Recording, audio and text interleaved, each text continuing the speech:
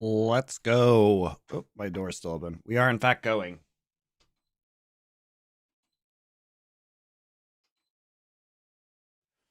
We go. Thank you, Man GG, for your 7 months of tier 1 subscription. Appreciate you. We go right now.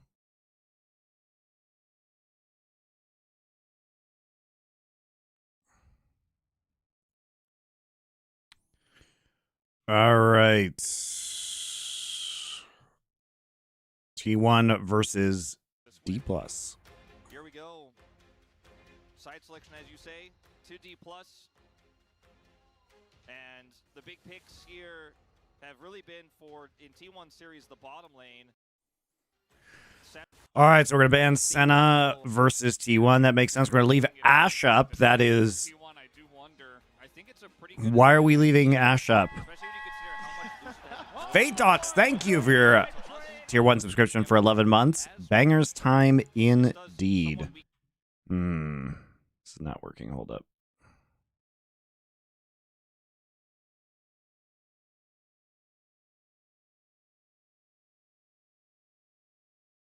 One second.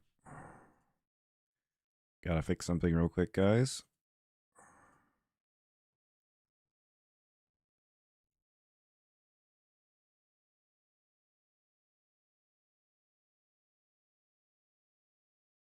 All right, there we go.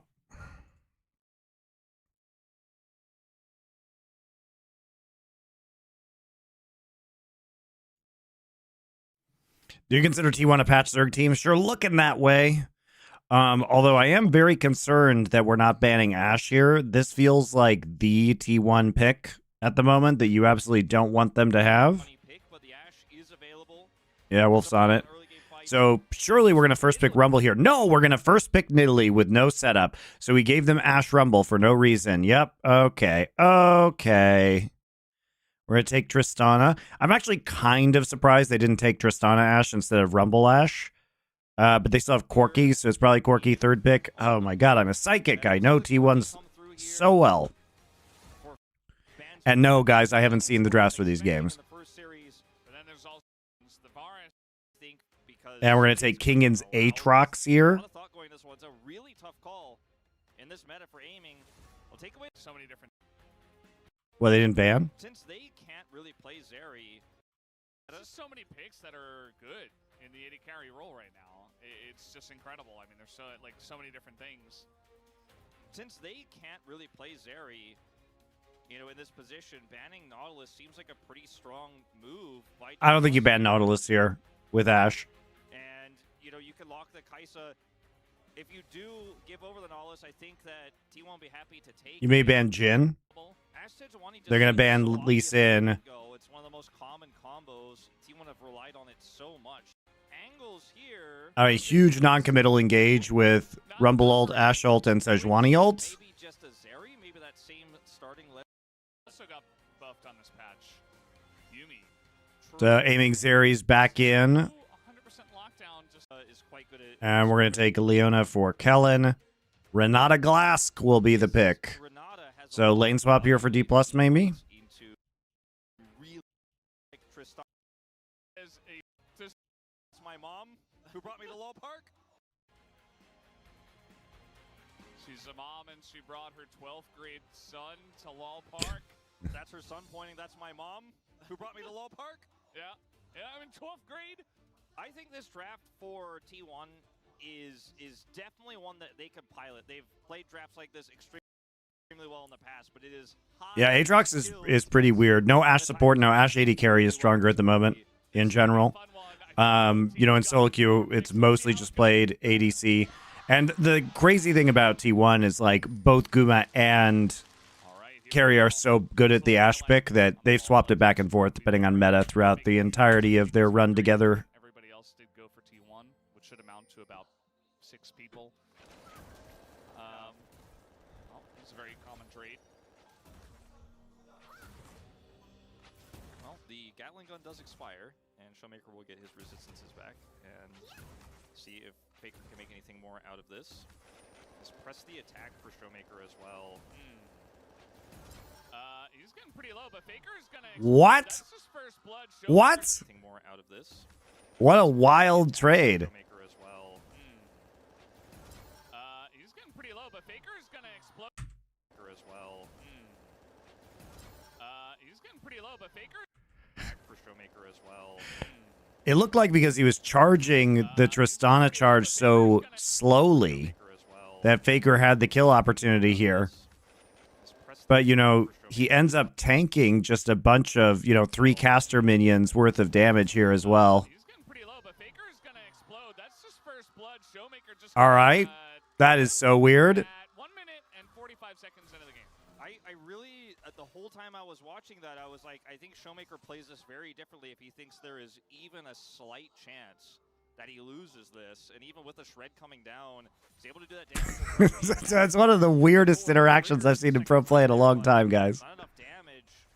And that's not what you want to see. Baytox, thank you for your subscription. Already thanked you. You get 2 thank yous. I mean, that just this is pretty rough. That's gonna be the.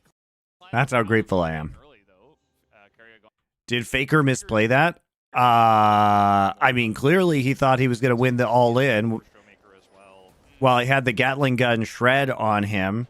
I mean, I don't know the limits of the Corki with the new passive, Faker's gonna explode. right? That's his first It was really blood. close. Faker's just gonna kill him. And You know, he was basically 1 auto off, and maybe if he didn't take all that caster minion damage. The whole time I was watching that, I was like, I think Showmaker plays this very differently if he thinks there is even a slight chance that he loses this. He won that. He's getting pretty low, but Faker's. And see if You're waiting the Acolyte episode. Yeah, maybe we'll release it today. that's the attack for Showmaker as well. He's getting pretty low, but Faker. I mean, it's almost. It feels like it's almost like a. I mean, I keep watching it because it's so weird to look at. It feels almost like it was just a mind game here. He's getting pretty low, but Faker's gonna explode. That's his first blood. Showmaker just gonna kill him at 1 minute and 45 seconds into the I mean, nobody using flash there too is so weird. I don't know. I have no idea what the intention of that was. Bulwark triggers the second time there, but it's not enough damage. And, Julie Vigorsley's hoping for a flash there, though. I mean, clearly. want to see for T1 here in this early game. No 2 ways about it. Yeah, It felt like a game of chicken where nobody blinked. this is pretty rough. That's gonna be the cleanse out of aiming early though. Carrier going for the handshake pretty early on, and yeah, kind of an awkward start to the game. Yeah, I mean, that doesn't happen in the LCK. Like, I mean, Faker doesn't miscalculate moments like that usually either. Like, he's very aware, but Showmaker, like, even gave the emote of, like, did he think that was going to work? I think that was just the automatic first blood. Oh, first emote, blood, okay. But Thank God. it was very topical, I think. Yeah, the way you're it probably went. right. You're probably right. It was set to first blood, but I don't know. We'll get a look at that one again in a moment, but here we go. So the first trade. Yeah, the first trade. So it's just stacking the bomb here for Showmaker with his autos, half of Faker's health bar, and Faker waits for Gatling gun to come back up. And Showmaker's He also procs fleet footwork. The thing is that so Faker's health bar, and Faker waits for Gatling gun to come back up. fleet procs right there. By the way, guys. And Showmaker's drinking a pot as well, refillable. So he actually, when he starts this trade, doesn't actually have fleet footwork. Yeah. And press the attack was up for Showmaker. So I don't know, man. I don't know. More minion damage. I don't know. The big difference but I think Yeah, it's the minion damage really did it. I mean, the 3 caster minions attacking him were pretty bad. Auto away from dying, as by the way, owner spotted here, and will have to back away, kind of on a awkward back timing. It's just so weird to see the confidence in that play from Faker because of the way the minion wave was set up there. And it felt like he was like, no, I win this 100%. And Showmaker was like, you lose this 100%, holds his ground and plays it out. And Yeah, the minion damage made it not for 1-for-1. I agree with that. It's a very small miscalculation. The 3 caster minions did a lot of damage to Faker. Small miscalculation like that, and Faker as well, so known for making the best calculations. This feels strange, but it was a high risk play. Faker still dies regardless of minion damage. Probably, but they probably would have traded there because what would have happened is if Faker gets one more auto in, he gets it, and then the charge exploding on him, the Tristana charge would have killed him. She doesn't take 4 trades in the Gatling curve bow, and with the push he has coming through, should be able to get back to lane here despite teleporting, so that's going to be a big spike in this lane. We have seen Corkies fall behind early in this matchup, but, you know, it's just a result of that solo kill. Yeah. It's going to accelerate things for sure. As Zeri's still on a win streak here, 7 in a row, and aiming. We talked many times, we mentioned it at least 3 or 4 times in the beginning of the show, that this is a really good meta for him. He's very good at Zeri. Zeri is big time in the meta, alongside of other picks that he's great at, such as the Kai'Sa. Even the Xayah, he's played a game of once, not as popular. Which team is stronger, Gen G 2024 or JDG 2023? Yeah, definitely the numbers to back it up. I think it's probably, you know, the thing is JDG looked terrifying right away. Like, by the end of the year, I think the answer could be Gen G, but right now, you know, if we were to compare it 1-to-1 at this point in the year, I'd say JDG. Like, if we just take the current point in time, I think it might be Gen G, but if we are considering all of the games we've seen this year so far, I think JDG looked overall more dominant in spring. But Gen G might be peaking higher right now. They were able to push that in early on, but they're not able to utilize it to actually get this dragon just yet. I mean, basically, now that they have control over mid, they should be able to just take this. But their bot lane's really weak, and they didn't lane swap, so a bit interesting. Now, we are potentially going to have some fireworks here. If Faker's going in there, he's going to get the jump in from Showmaker and ult away as well. So, essentially, just a trade. But at the end of the day, it doesn't look like DK... Thing is, side lanes are going in favor of T1. And, you know, if Faker hadn't, like, done that stuff in mid, it'd actually be going pretty well, even if they wouldn't have mid prio. Looks like Zeus is winning that matchup as well. Yeah, that's really huge for him. That's a matchup you want to be winning. He has the Swifties already, and as much as Huni doesn't like that, it is quite helpful into the Aatrox. It's a stylistic preference. Gonna see some attempted deny here, but it will be punished. Yeah, looks like T1 want to go for the fight, but the equalizer already online here. It doesn't really hit anyone except Kellen, but now Kellen is absolutely isolated. But you do see that Zeus and the rest of T1 will back away, as they do not elect to fight after Kellen got super low, and so it will be the Grubs over to DK. Really confident play here from T1 to come over and contest that. The equalizer with the prio had... I feel like Gen G bot has really stepped up. I agree they have. And with the rotation of King and coming over, there's just no way they could stick around on the play there, and it will be all 3 Grubs going to D+.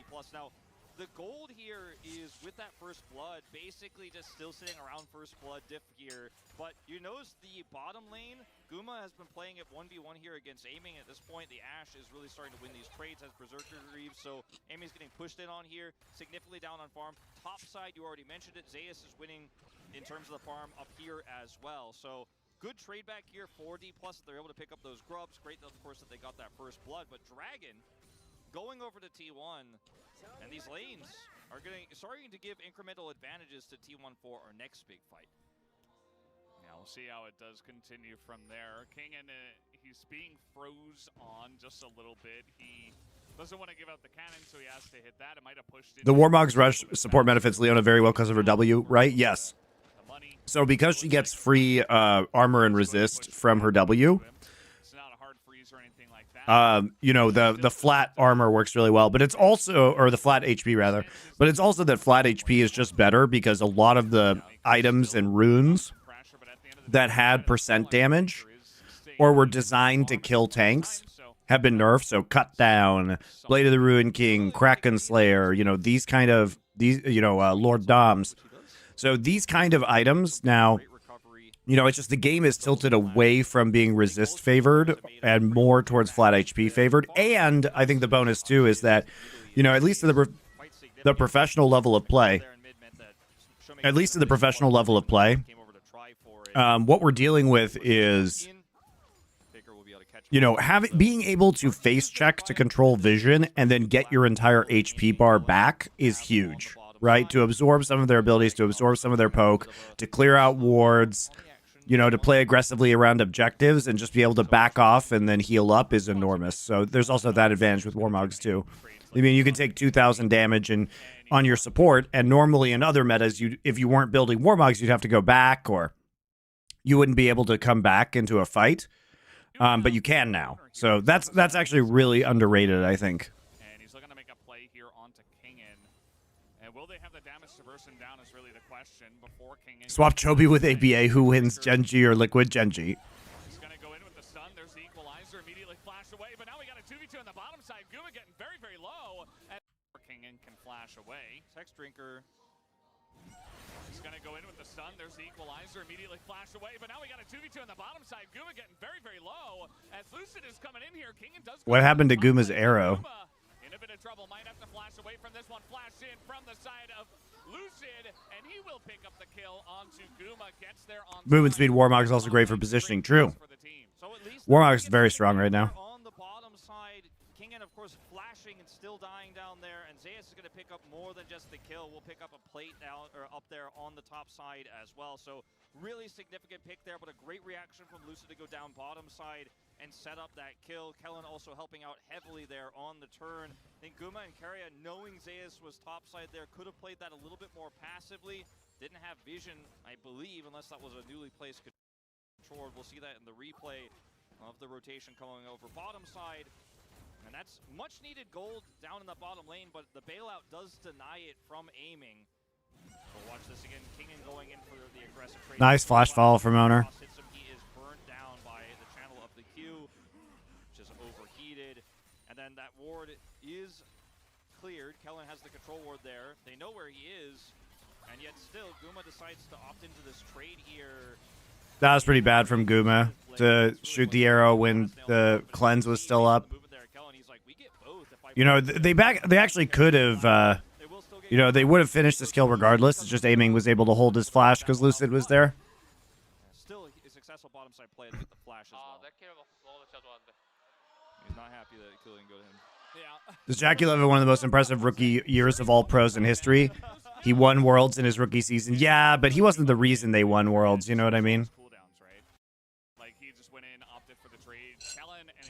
But yes, I mean, it was impressive. He's obviously a very good player. Was at the time, too. Bit of a awkward timing. Like, the solo lanes were what propelled IG to that Worlds win. The 1v1, it looked fine, but besides that, not so much. Owner is going to show his face as we do have this. Aiming's in a lot of trouble, actually. He's just dead. He doesn't have cleanse. He just is going to get stunned up by the Ash Arrow. It's Sejuani, and he just gets 100 to 0. And neither player is in a lot of trouble, actually. He's just dead. On that one. The 1v1, it looked fine. All right, so they just punish Aiming, who doesn't have cleanse anymore, gets handshake, and he just gets. All right, well. Why are we fighting for wards in the river? Elden Ring playthrough win. I've actually never played any of the Dark Souls games. There's a lot of bot lane hubris going on, Valdez. See a little bit of aggressive play. You know, in this case, just chain CC to death without cleanse. You gotta know that is going to be how Sejuani Ash works. We've seen it a million. Do you think Guma not being able to play Zeri hurts the team drafting? Yeah, it always has. It always has. Going to be the dragon going over now. Top side, they will be able to get the second set of buffs, so that's a significant amount of damage to turrets for this Tristana later on. This is definitely a huge win for D+, but it felt like it came at the expense of definitely an overextension down there on the bottom side. So a death apiece for our 80 carries. And Guma pulls ahead in farm once again. Yeah. All in all, still a pretty Hadn't had oats in years. And thanks to you, I tried it again. Now I have it almost daily, so good. I hope you're doing the steel cut oats or the rolled oats, because those are the ones that are actually helpful, healthy for you. Like quick oats don't have the whole. They're not whole grain, right? So if you instant pot oatmeal with steel cut, you can still make it quickly, but it's actually much better for you.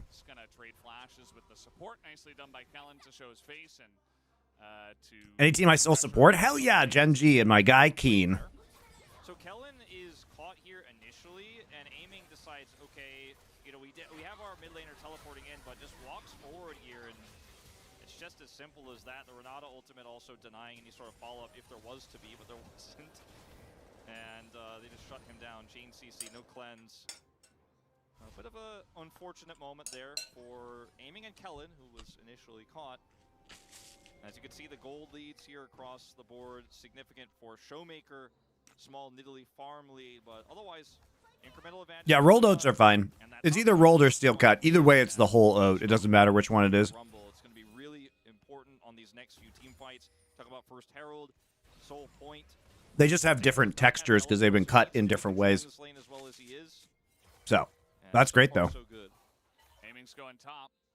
I like to just make a bunch of them and put them in the fridge and then just heat them up every day. Able to get the one plate in bot, and that's about all he's gonna get. Way over from Vietnam, if I come in September, local rice wine. Sure, whatever you think is good, man. I eat anything. He was actually annoyed that he wasn't able to pick up the kill, right? And it does matter. I mean, you get a couple of plates instead of one, you get a kill instead of none. Like, that could be the difference between you carrying a team fight in the big game. I love these Nidalee comps with no CC. Yeah, I mean, look at this, guys. Like, it's the problem with this draft here is that, I mean, there is CC. It's Leona, right? But that's not great for setting up Nidalee spears. You know what I mean? Unless they're constantly together. And even then, it's not ideal because it can be kind of hard to hit ult with Leona. And the thing is that when you engage with Leona without ult, she's all in because you have to go in with E and Q, right? And so what is the point of having this? Because if you want to poke with Nidalee spears, there's no other poke, right? There's no other poke in this composition. So it's not like, oh, well, we have Corki or Ezreal, right? So you can't even just do poke without CC. So there's no CC. There's one form of engage. This guy has to be flanking. So how do you win with this composition? I mean, you could say, well, maybe we do a 1-3-1 and we split push with Tristana and Aatrox, but why do we have a Zeri then? Like, the Zeri's designed to clean up team fights. Like, this composition just fucking does nothing. It's really bad. Yeah, Ezreal was banned. Aatrox is a bait pick. You know, if this was Gragas, I think this is much more interesting, right? If we had Gragas top, if we had Ryze top, because remember, Ryze is a counter pick to Rumble on the top side. Now, the only one who plays Ryze is Keen, right? Top Ryze. But Ryze Nidalee, now that's scary, right? In terms of ganks, for sure. Because you set up the free spear.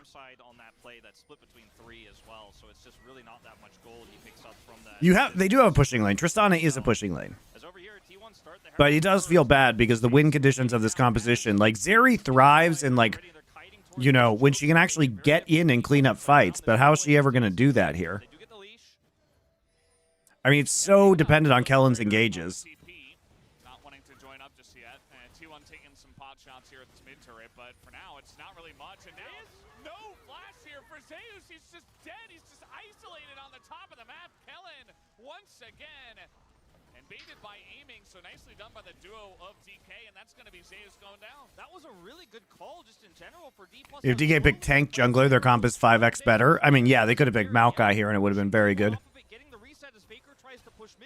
But yeah, the drafts are a little janky. Like, imagine, like, it also, they just got baited by the Nidalee first pick on blue side. Like, I mean, I also just don't understand why you let T1 have Rumble, Ashe, and Corki. That's also weird to me. Like, you can't let them have Ashe. That's not okay. Go for the Zenith blade there, pick up the kill. Significant damage done to the bottom turret by Kingen. Now trying to defend this one, he will not be able to. So it's a turret for a turret, but a kill going over to D+. Their gold lead here, pushing up to 1,000 now nearly over T1. This game, very close. Yeah, it definitely is. It felt like T1 were like edging into the lead, but now DK are edging back into the lead. And, you know, Lucid, he got the one kill, but obviously what this Nidalee offers you is just incredible farm leads as well. I mean, he's so fed right now. He has the Lich Bane. They're looking for Zeus. You could all in this. Although that is scary though. Trista, Nidalee all in. Max range spear. Oh, he's just dead. Thank you, Felchmaster 9000, for your great joke and your tier 1 subscription for 14 months. What is Zaya's favorite music? Rakan Roll. Terrible, but I love it. Another day, another avocado-free shawarma. I actually did eat avocado-free shawarma today. It just had, I made rice and shawarma, but it just had cucumbers and tomatoes in it today. inside of it, they know T1 have no idea they're there, and why would they think they would be? And it's just a dead rumble again. 2 kills to D+. A gold lead now to 1,500. Yeah, it really just comes down to the earlier pick allows him to push into the jungle, set up vision control, vision lead, and then Zeus thinks he's safe. He's right next to the turret, but that ward in the lane that you mentioned, that was really the big one. So now, aiming? Is he safe? I guess he is. Okay, he's just going to take that into the turret, and now they're engaging. Kellen going back in the lane that you mentioned, that was really the big one. So now, aiming? Is he safe? I guess he is. Okay, he's just going to take that into the turret. And now they're engaging. Kellen going back in. Maybe a little bit too deep this time around. Going to eat the arrow, but he's still alive. The follow-up, not quite there from T1 just yet. No, did I try adding cumin and cloves? I didn't add cloves, but I have, it always has cumin on it. I don't know how you would make shawarma without cumin. That seems like a very bad idea. The timing of this is really going to hurt D+. The kill is in itself painful alone, but without this Leona, it's really difficult. The Kingdom wants to do it. The owner's low. Yeah, they want to fight this. I mean, owner with how low he is. Why is Rumble open? Why is Ash open for T1? Painful alone. Will at least be able to trade that kill back. And Kellen gets out alive as Equalizer going to be dropped down. Kellen, perhaps I spoke. All right, so we're just giving them a free Ocean Soul Point. That should be a dragon here for T1.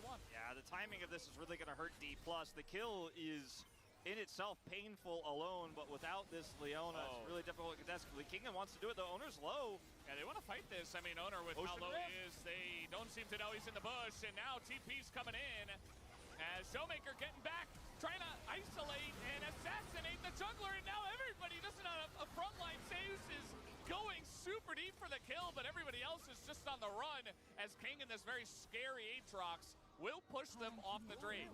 I mean, some of the best peel you're going to have in this team fight is going to be the Rumble, but he's chasing on the wrong side. And this ends up being a win here for D+. 2 kills. This game gets insanely scrappy. Charge going to come through here, but Kellen's had such a great game. He's been so aggressive. He bites off more than he can chew here, but because he's Leona and he's got Aftershock, he lives for so incredibly long. Actually, it still connects despite the handshake there. That's actually a really funny interaction. Look at that. He bites off more than he can chew here, but because he's Leona and he's got Aftershock. So, like, basically, his E is already flying out, but he gets hand shook, so that he just has the handshake animation on him as he goes on to Carrier. Still connects despite the handshake there.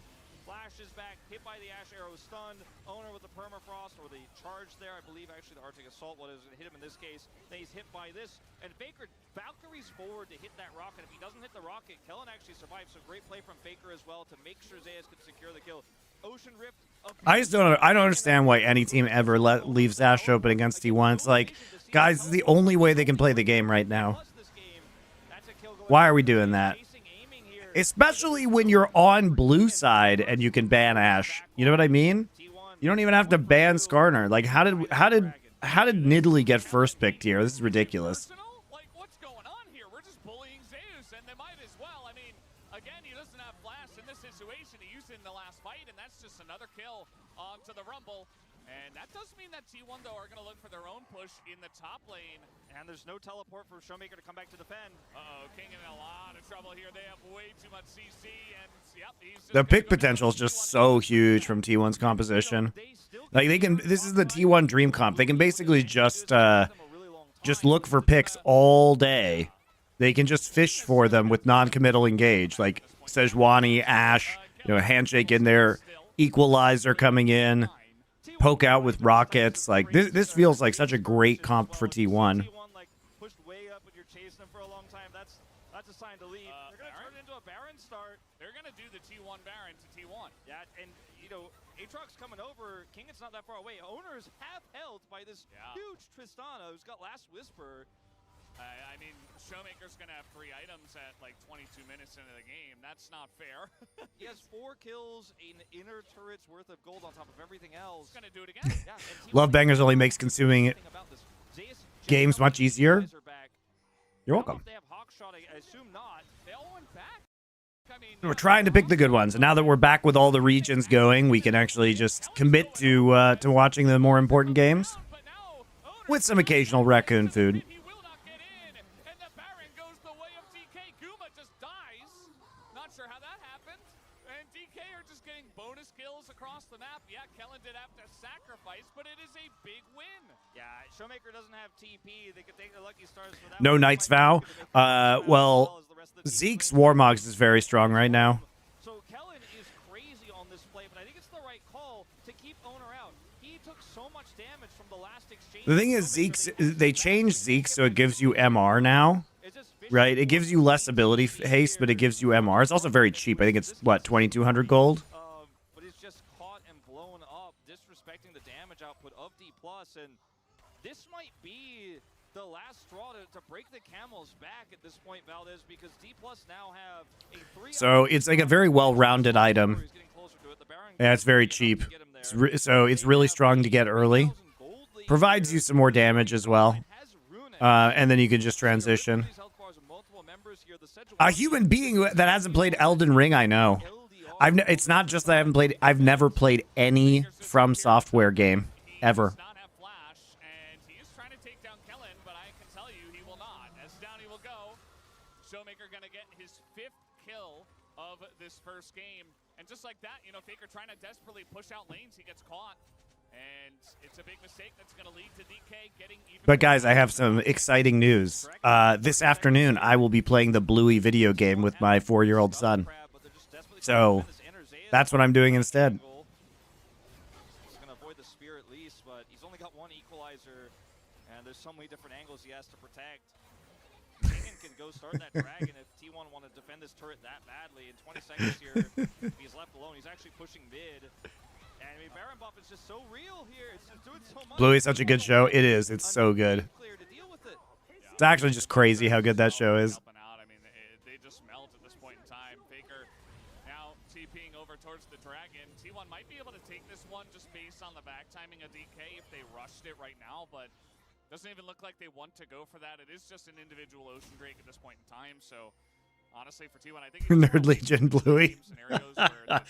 Doa's kid isn't old enough to watch Bluey yet. Ash also gets online, but I mean, it's kind of grasping at straws a bit, I'd say. You can see the item value 2,000 higher for that. What made me quit casting? The fact that it's a dead end career. A waste of time. Always is, and it's just for T1 here. Corki has 2 items. He hit his IE spike, but he can't carry alone with all these threats. You know, the poke of the Nidalee, the Aatrox that has 2 items now, but is Eclipse. Love that gameplay with your 4-year-old as well. Nice. The only thing on top of him means he just instantly dies. The Ashe has Kraken Slayer, Trinity Force. You know, Ashe not always known for her high-level damage, but you can see actually 2nd highest in the game at this point. But what she really needs to do in this game now is set up an arrow maybe into Owner getting somebody, into them getting a pick with Equalizer, because in the 5v5, I don't think you win these for now. All right, they're trying to go on to the Leona once again, but... Streaming at any time just for us. Well, this is the time I usually stream when I'm in Korea. So it's just for me, because this is the time where it's convenient for me. It's not about you. Really good in this game, but he does Hex Flash in, throw a Solar Flare into the wind. I mean, I guess it did kind of hit Guma, but that was about it. And then he does get punished for that. So now, DK still sticking around in a 4v5, and they don't seem to care. They seem confident to take these fights. Okay, Zayas with no ult, but he's going on to aiming. Yeah, aiming's getting in there. He is in a lot of trouble. That okay, really. Korean afternoon time, right? Yep. To help him out, and the poke is still coming out from the side of. It's 1 p.m. for me. Like D+ are making it really hard for themselves, but they're still winning it. The mornings are for elephant and business time. The afternoons are for streaming time. There from Showmaker, as you mentioned, to peel for him, so he doesn't get punished. They have 2 Ocean Dragons, so they got burnt down a little bit. It's amazing that DK has actually stopped the dragon stacking on the last 2 Drakes. You know, they do have a sizable gold lead, but their setup for team fights is still pretty bad, so feels like it's going to be difficult to close. Pushing up too far in the mid lane. Maybe that's a way back into the game, but these are veteran players who just don't make mistakes like that. Yeah, double QSS right now. They have put their gold to good use, and they are going to be ready for any kind of engage that does come out from Sejuani, from the Ashe. And you see I was actually looking at some of the Battle Aces content this morning. The new RTS game looks pretty cool. Trying to set up for Baron Vision, but based on the fact that DK can just do it at 20 minutes. They've told me I'm going to get into the beta on June 25th, so I'm pretty excited about that. By the way, I said, what if you get caught? Double QSS now. So, I mean, you're not catching them. It's not going to happen. And DK, they are pushing in. As a squad, they're going to take out this mid-inner. And yeah, T1, essentially they just have to kind of turtle up in this red buff jungle. Storm chasing simulator game. Yeah, I'm excited for all these new RTSs coming out. So here we go. And yeah, T1, essentially they just have to kind of turtle up in this red. You love RTS, not time to get good at him, sadly. Well, you might like, if you haven't seen Battle Aces, it looks more manageable. So the games are hard capped at 10 minutes. 10 minutes long, so it's really fast paced. All right, so Lucid's here, standing in a pink warded brush, but they have so much engaged. Like, this isn't safe if they face check. I mean, they really can't do that. You know what I mean? Like like I said, the non-committal engage is huge. So that is just free engage. The shield comes in from the Renata Glass. Kingen? Okay, I don't know why this keeps happening to Aatrox. He's dead. Not sure what is going on in this game. Hot take, Kellen should have stepped up to take the arrow on purpose. Obviously, he's the only one who can do this. He's the only one who can scrap for vision on their team, right? But we shouldn't be throwing spears so they know where we are, right? Owner's also started to get, he's getting close to 3 items now. So, I mean, Kellen would have had to flash for that because he was slowed down by the Sejuani ult field.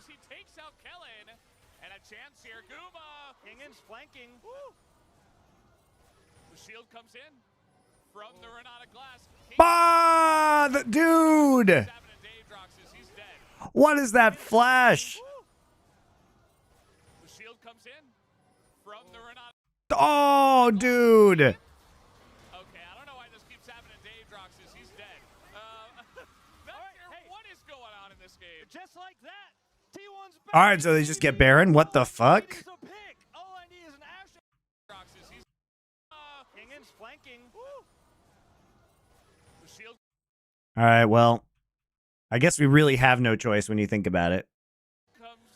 What you say? That you only meant well, well, cause you did.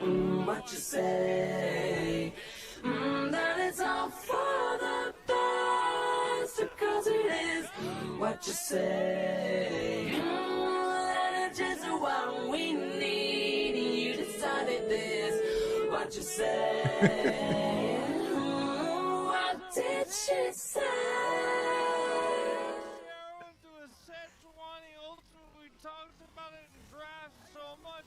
All right, guys. Well, I demonetized everything for your amusement. I hope you're happy. Showmaker and Aiming have something to say about this. It's not a freebie, but with this TP coming through, it's just so hard for D+ to contest. The jungler's dead for 5. T1 back in the game. Might as well throw there because my heroes to make the record labels have to split monetization. That is what happens, actually. Subscribe to cover the losses. That's right. Generally, with Baron kills, you can sometimes get a bunch of kills on Need some gunshot sound effects and a close-up shot to go with the meme. All right, we'll work on it. We're workshopping it. Even though he has control, they instantly ward it and then chain those CCs together. And Kellen, of course, gets incredibly low here. Guma flash. Shout out to Imogen Heap taking my money. Enough damage. They nearly do, but don't quite have enough. Now Kingen here. Well, I mean, no much more interested in Kingen. So he doesn't go straight for the flash onto Guma or anything like that. He just kind of waits. And then I guess hopes that Guma was walking through at that timing and flash forwards. I don't know. It's just a misplay. I can't tell you guys.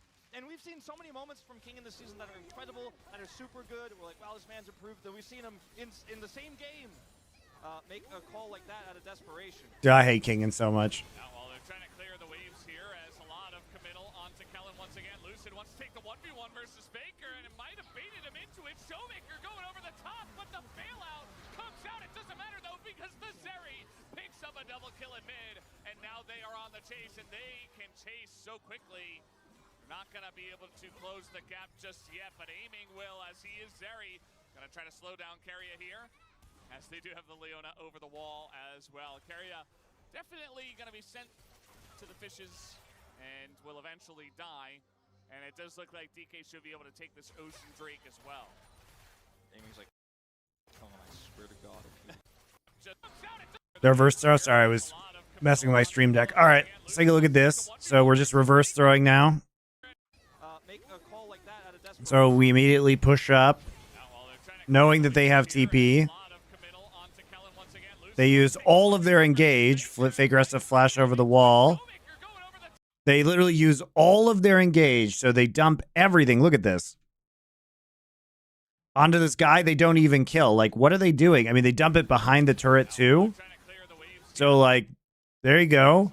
Equalizer just there for no real reason. Faker on the flank, just getting jumped on. Gets baited by arm guard. And then Lucid gets hit by arrow, but all right. We just allow them to TP on us after we use all our engage to, like, not even kill mid-turret. And then Zeri's just in our back line, and we have no peel. What a throw, dude. That's terrible from T1. They are on the chase, and they can chase so quickly. Not going to be able to close the gap just yet, but aiming will as he is Zeri. Going to try to slow down Keria here, as they do have the Leona over the wall as well. Keria definitely going to be sent to the fishes and will eventually die. And it does look like DK should be able to take... He's got empowered recall, though. That's the scary part, is you really do have to keep pursuing him. If you ignite him, I swear to God. All right, so now the soul point is going to come over. Do not ignite him. Okay, I'm backing. Do not touch I won't my touch him. gold. Do not touch my gold. Self-bailout. I am the Gold King. You are not the Gold King. Because, like, Karia's like, if he ignites me, self-bailout, like, I could give the kill. As we go back to this play here... I can't believe the One Tree Hill Imogen heap meme. You mean it's the OC Imogen heap meme. It's the OC. You even messed up the show, Alexander Anderson. Shame on you. It doesn't matter because there's a Zeri, right? There's two huge 80 carry threats that are larger than life. Here we go again. King and gonna be caught out, but this time he's got some help. And This is a boomers only stream. Bangers for boomers. Getting back on the board. And to be honest, I mean, They're on soul point somehow. because Zeus at this point in time seems a lot more valuable than the Aatrox that doesn't have flash. Yeah, it's really tough for Zeus in this game because he has a lot of money, right? And he can make a large impact if there's a front line there for him. And in a 1v1 isolated... How does Zeus see the Leona E coming? For Zeus in this game because I mean, a lot of money, right? And he can make a large impact if there's a front line. he sees the R, so he probably assumes that the Leona is close by, so he's waiting to see it. And he can see it right there. And in a 1v1 isolated like this, of course you win. It's a good play by Zeus, though. 1v1 at the end of the day, so does go down, losing a little bit of control here of the map over to D+ because they have this Tristana that's still so good at pushing waves, still so good at taking out turrets. Baron is done here, so they only ended up with 1,700 gold. The power... Yeah, oh no, Alexander Anderson, you made a terrible error. Before. Corki's got rapid fire cannon now. You've got your Terminus online as Guma.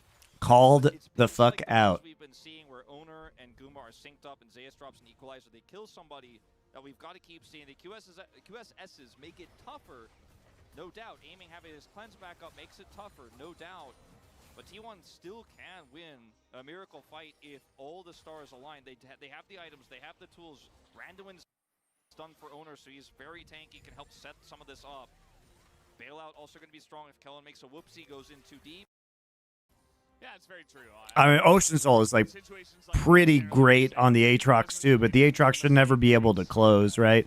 The Aatrox should not be able to flank in this composition, because if he tries to flank, he should just get picked off by the range CC that T1 has. So Ocean Soul, I actually think kind of meaningless for D+, even though it's typically good on Aatrox. And following fights here. Warmox across the board here, and even chipping away at Owner's health bar, he's like, yeah, okay, whatever. What was your best casting experience, and why was it the VIPL?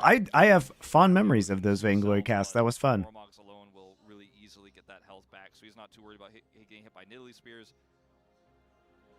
Aiming, and his buddy looking for a pick on Faker. Yeah, Faker does not have flash, but he is Corky, and they didn't have 100% vision on where everybody else was.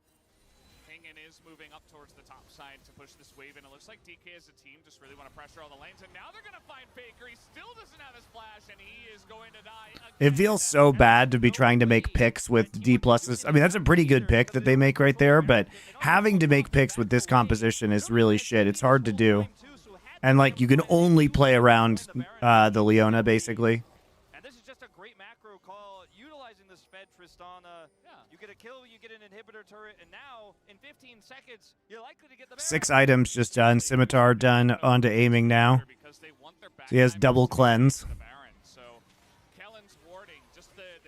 QSS on Showmaker, too. I mean, the itemization here, I think, is pretty good for D+.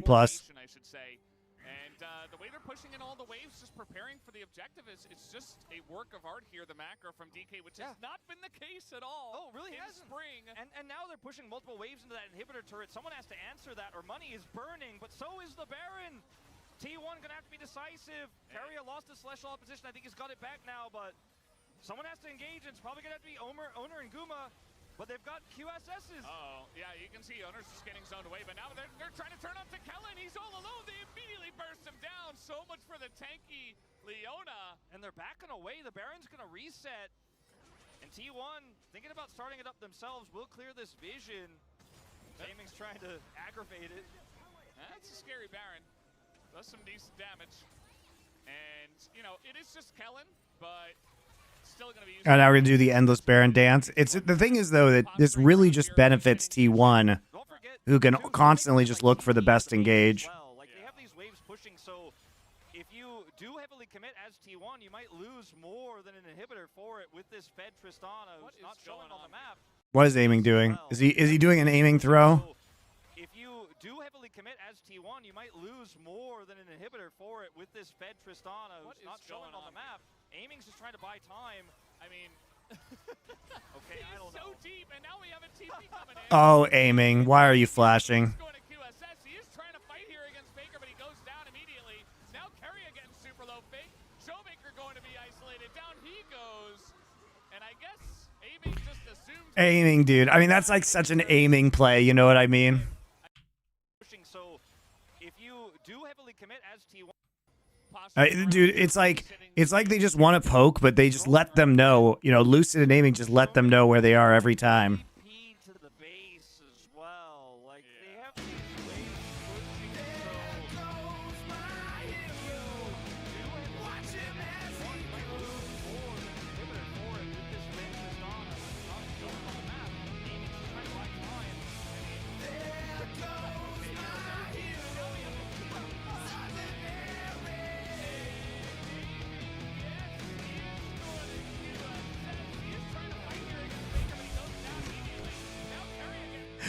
How does Lucid die? So deep, and now we have a TP coming in. And Lucid literally just walks into Zeus and Gumayushi and then dies. He gets hit by an arrow and dies. super low fake. Showmaker going to be isolated. Down he goes. Is there going to be any money left after this stream? Well, here's the thing.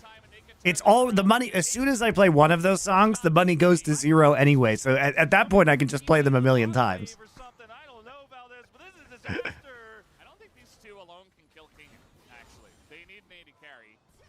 Kingen on full health, and Guma is eventually coming over, and that'll get the job done, right? Yeah. I was going to say, I have good news for you about this. He is coming. What record labels have we not involved yet? Let's divide this pie into atoms. That's true. Do you split audio? So I do have split audio. That's why it doesn't trigger on Twitch. But on YouTube, that's a lot harder to do because they don't have the separate streaming audio track. This is fine. That's fine. This is not fine. His owner just comes up and pushes onto I think there is a YouTube workaround, but I haven't figured out what it is yet. Perhaps he was just going to push for bottom and say, you can't do Baron or I'm going to take your base. And the decision making was clearly not that because Showmaker... It's all right, Imogen Heap and Dave Grohl. You guys can have some money. Kingan's left alone. He buys time. You probably need it. But now in line, T1 have taken his significant Sure, Dave Grohl, the thing he needs in life is more money. point. They're still standing gold on this map. The Nirvana and Foo Fighters money is not enough. He was the scrappy D+ matchup. I guess today we learned it's all the D+ matchups. It's a D+ against telecom teams, right? For some reason. I mean, even the Hanwha series minus the first game was a little So. rough around the edges. And we were just praising them for their great macro and great team coordination.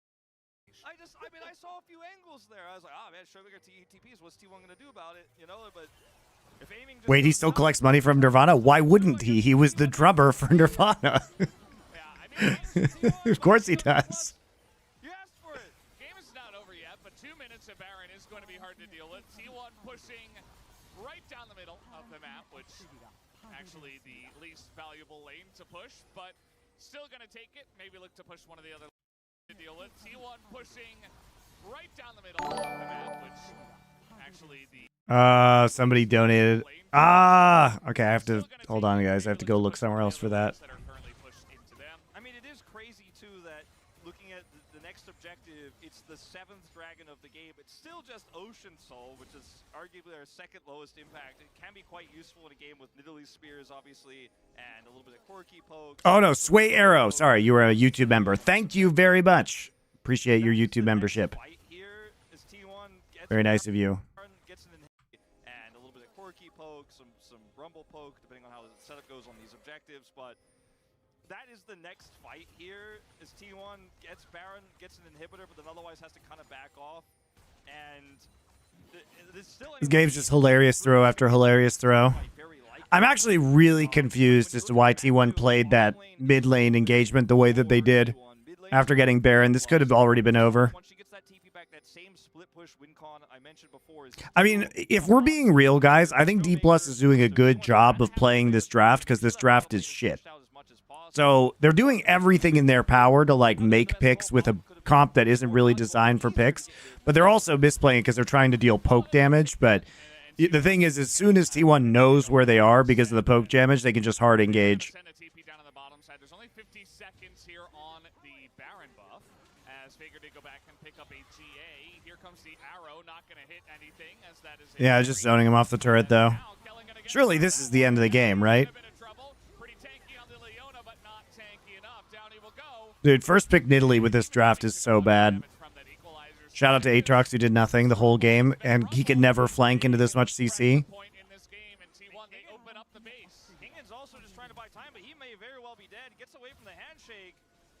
Just trying to buy time. Kellen's up in 30, but man, this push is real. Baron's still up for 15 seconds here. Well, they're going to prevent that back, and that means it's a 4v3 with the support going out. And yes, aiming is very scary. The ult comes out, and immediately T1 are going to back away from that one. They don't have Baron buff anymore. I did watch a professional player, Renata, chase a 3-item Aatrox. Tossed out and immediately. I like how Renata is literally just chasing Kingin around the map. The Warmog's Renata is just running around after a 3-item Aatrox. 4-item Aatrox.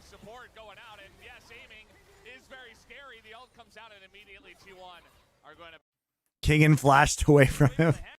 He did, it's true. It's true, he did. Although, if he hadn't flashed, the Rumble was there too, so he would have died to the Rumble.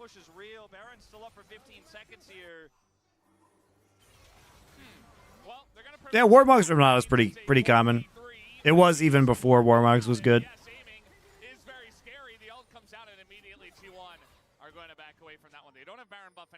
Does Milky Way play Nidalee? Yeah. Professional player Renata chase a 3-item Aatrox. Tossed redemption at him. Yeah. You are not going back. But T1 are not going to be able to get anything more here. In fact, both Nexus turrets still survive. One on a last thread of health. But T1 won't be able to get anything off of this play, minus the deep vision bottom side for the dragon that spawns that will be Soul. As there's no tank in this composition realistically for D+. Kellen always has to be the one to step in and take one for the president, right? And that has always been his job since he and Aiming have been duo partners on this team. He will step in and take one for the president. QSS right call to use from T. Set up on the Elder in mid. Give it up. You got to be really cautious about fighting this one out. D+. Playing the longest games of our season so far. Average game time definitely longest. And with these inhibitors down, pushing through the bottom, or rather the mid lane right now is the super minions. They just have to give this up. And Ocean Soul not going to be a huge... Might be enough to get T1 to just push through and end. Kingen has teleport. Something always important to consider, even if this Baron does go over. He's got a few flank wards he could potentially come towards and change the trajectory of this game. But in terms of the Baron pit, T1 have full control at the moment. Yeah. Zeus does not have TP, so he's rushing as quickly as he can to get back to this pit, but T1... For minions pushing in there, but he wants to be ready to go right away. He does not want to be delayed. And, you know, as you mentioned, T, when they cleared out a lot of the vision, there aren't actually very many flank wards as, okay, missed arrow once again, that's fine. All right, please let this game end. T1 now also has the Ocean Soul, finally. So, I mean, the tankiness of their front line is absolutely huge, right? With the Sejuani. And the regen's going to be crazy. Very rarely one fights if those combos aren't landing. Now both the arrow and the glacial prison down here. It's like in combat regen from Ocean Soul, out of combat regen from Warmogs. Pretty good. Look at the timing of when they start this. Right when they know Kingen has to go back. Yeah, and to get him back here, he's going to have to TP. But the timing of this, I mean, they could rush it down so quickly.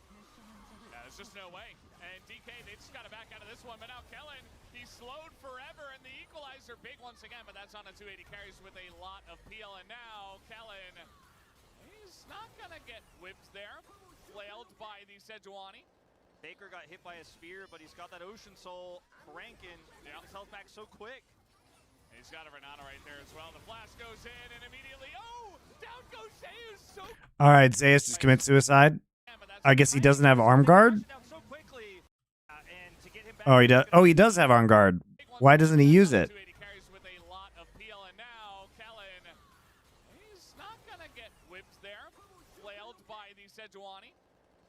T1 really trying to throw when they have these Barons up.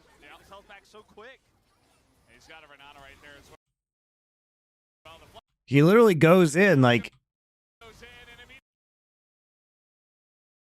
Okay? Like, he absolutely could arm guard the charge damage, right? But instead he just he chooses to die. He chooses death. I mean, it is a giant, it's like 1,000 damage that pops him right there. But even so, like, you got to arm guard that because at least you're zoning 280 carries out. Like, this is potentially a very good play right here. If you are flashing and dealing with aiming and Showmaker and zoning them out while the rest of your team just kills them, like, it's a very good play, but you have to press the arm guard button. Yeah, they have to get back into the fountain, which means this inhibitor is going down no matter what. Bruised Nexus turret, and they're trying to push. That was a very weird play by Zeus. Kingen can just never flank against this composition. Like, a nice flash on from Faker.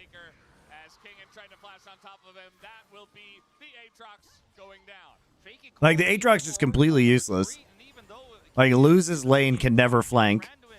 Because if he tries to flank, he just gets CC'd and dies, and they collapse on him. Where arguably his damage is a little bit weaker to actually look for burst targets on this patch, and he goes for a flank there when T1 were leaving, I think a bit greedy, and now that he's down, I mean, T1 are ready to push again with Baron.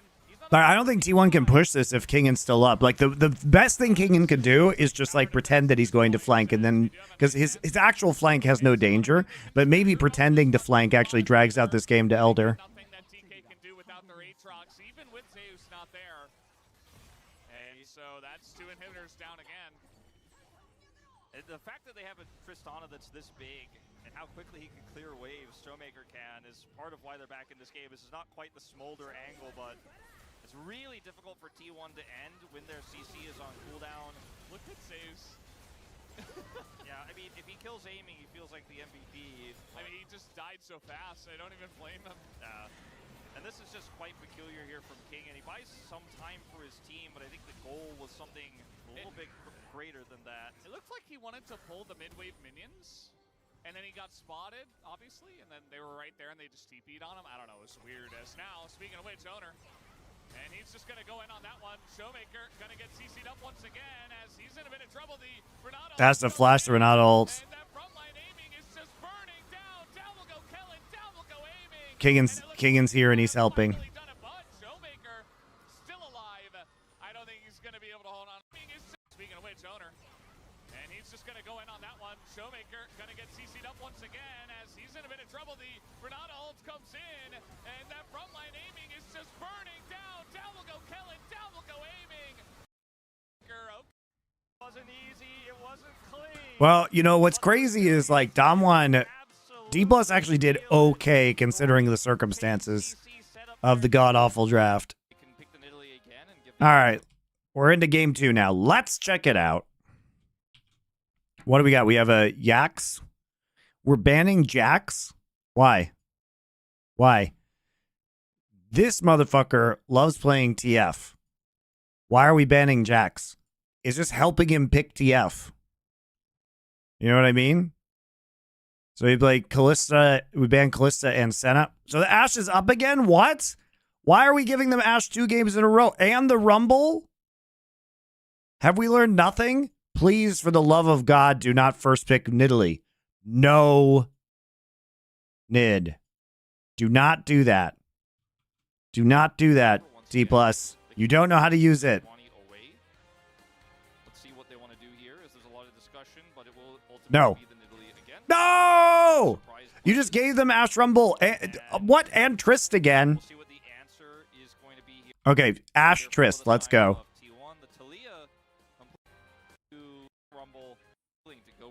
Oh, I have a Psychic, guys. The Ashe Trist is actually a better draft than the Ashe Rumble, I think. So we're going to take Corki the other side this time. Nope, we're taking Twisted Fate. We banned Jax because we wanted to play TF. Got him. Got him, guys. We traded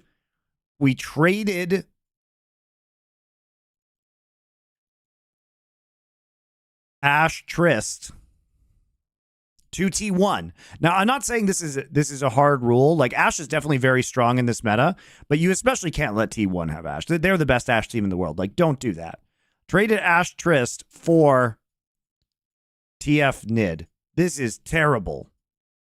I guess you can gold card in top lane, so it's probably better than the Aatrox last game. Corki here still feels pretty strong, and yeah, the Twisted Fate also is guaranteed CC for Nidalee Spears in whatever matchup they'll be playing on the top side. We don't know what that is going to be just yet. Now this was super obvious. All right, so we just have the hard CC, The strongest AD carry against a lot of adaptation. non-committal engage again. Almost. And here, the Nautilus is still available. In So we take out Zeri. I mean, you take out Zeri Ezreal. Okay. Always remember that possibility here. Oh God, Camille. Okay. Plus, it will probably be top side, but it's definitely playable in the bottom lane. Yeah. Also, Lucian was banned the last time around. It was, I don't think. We're gonna play Lucian Nami. We can just play Renata again, right? Camille into that can be quite tricky. Can work out incredibly well if you do end up winning out on those early trades, but Oh God, they're just gonna. Oh Lord. Okay, it's the bot lane's actually unplayable. So Guma picks Draven. So if Draven Ashe, remember, Ashe is a flex pick, even though Ashe in this meta is stronger. Carry is a mega Ashe player. So now you have to play a fucking fish lady, squishy fish lady, into Draven Ashe. You have to lane swap. You cannot play this pre-level 3. So you lose Prio. So you have no Prio. Okay, so this wins in mid lane, right? This pushes in mid lane. Now, TF should push in top, but if you have any gank pressure, and like Camille Sedge that is a tough 2v2 to beat. Like TF Nid does not win versus Camille Sedge in the 2v2, right? There's so much crowd control and kill pressure. And then the thing about Twisted Fate is you have to ask, like, what is he supposed to do late game, right? What is TF supposed to do?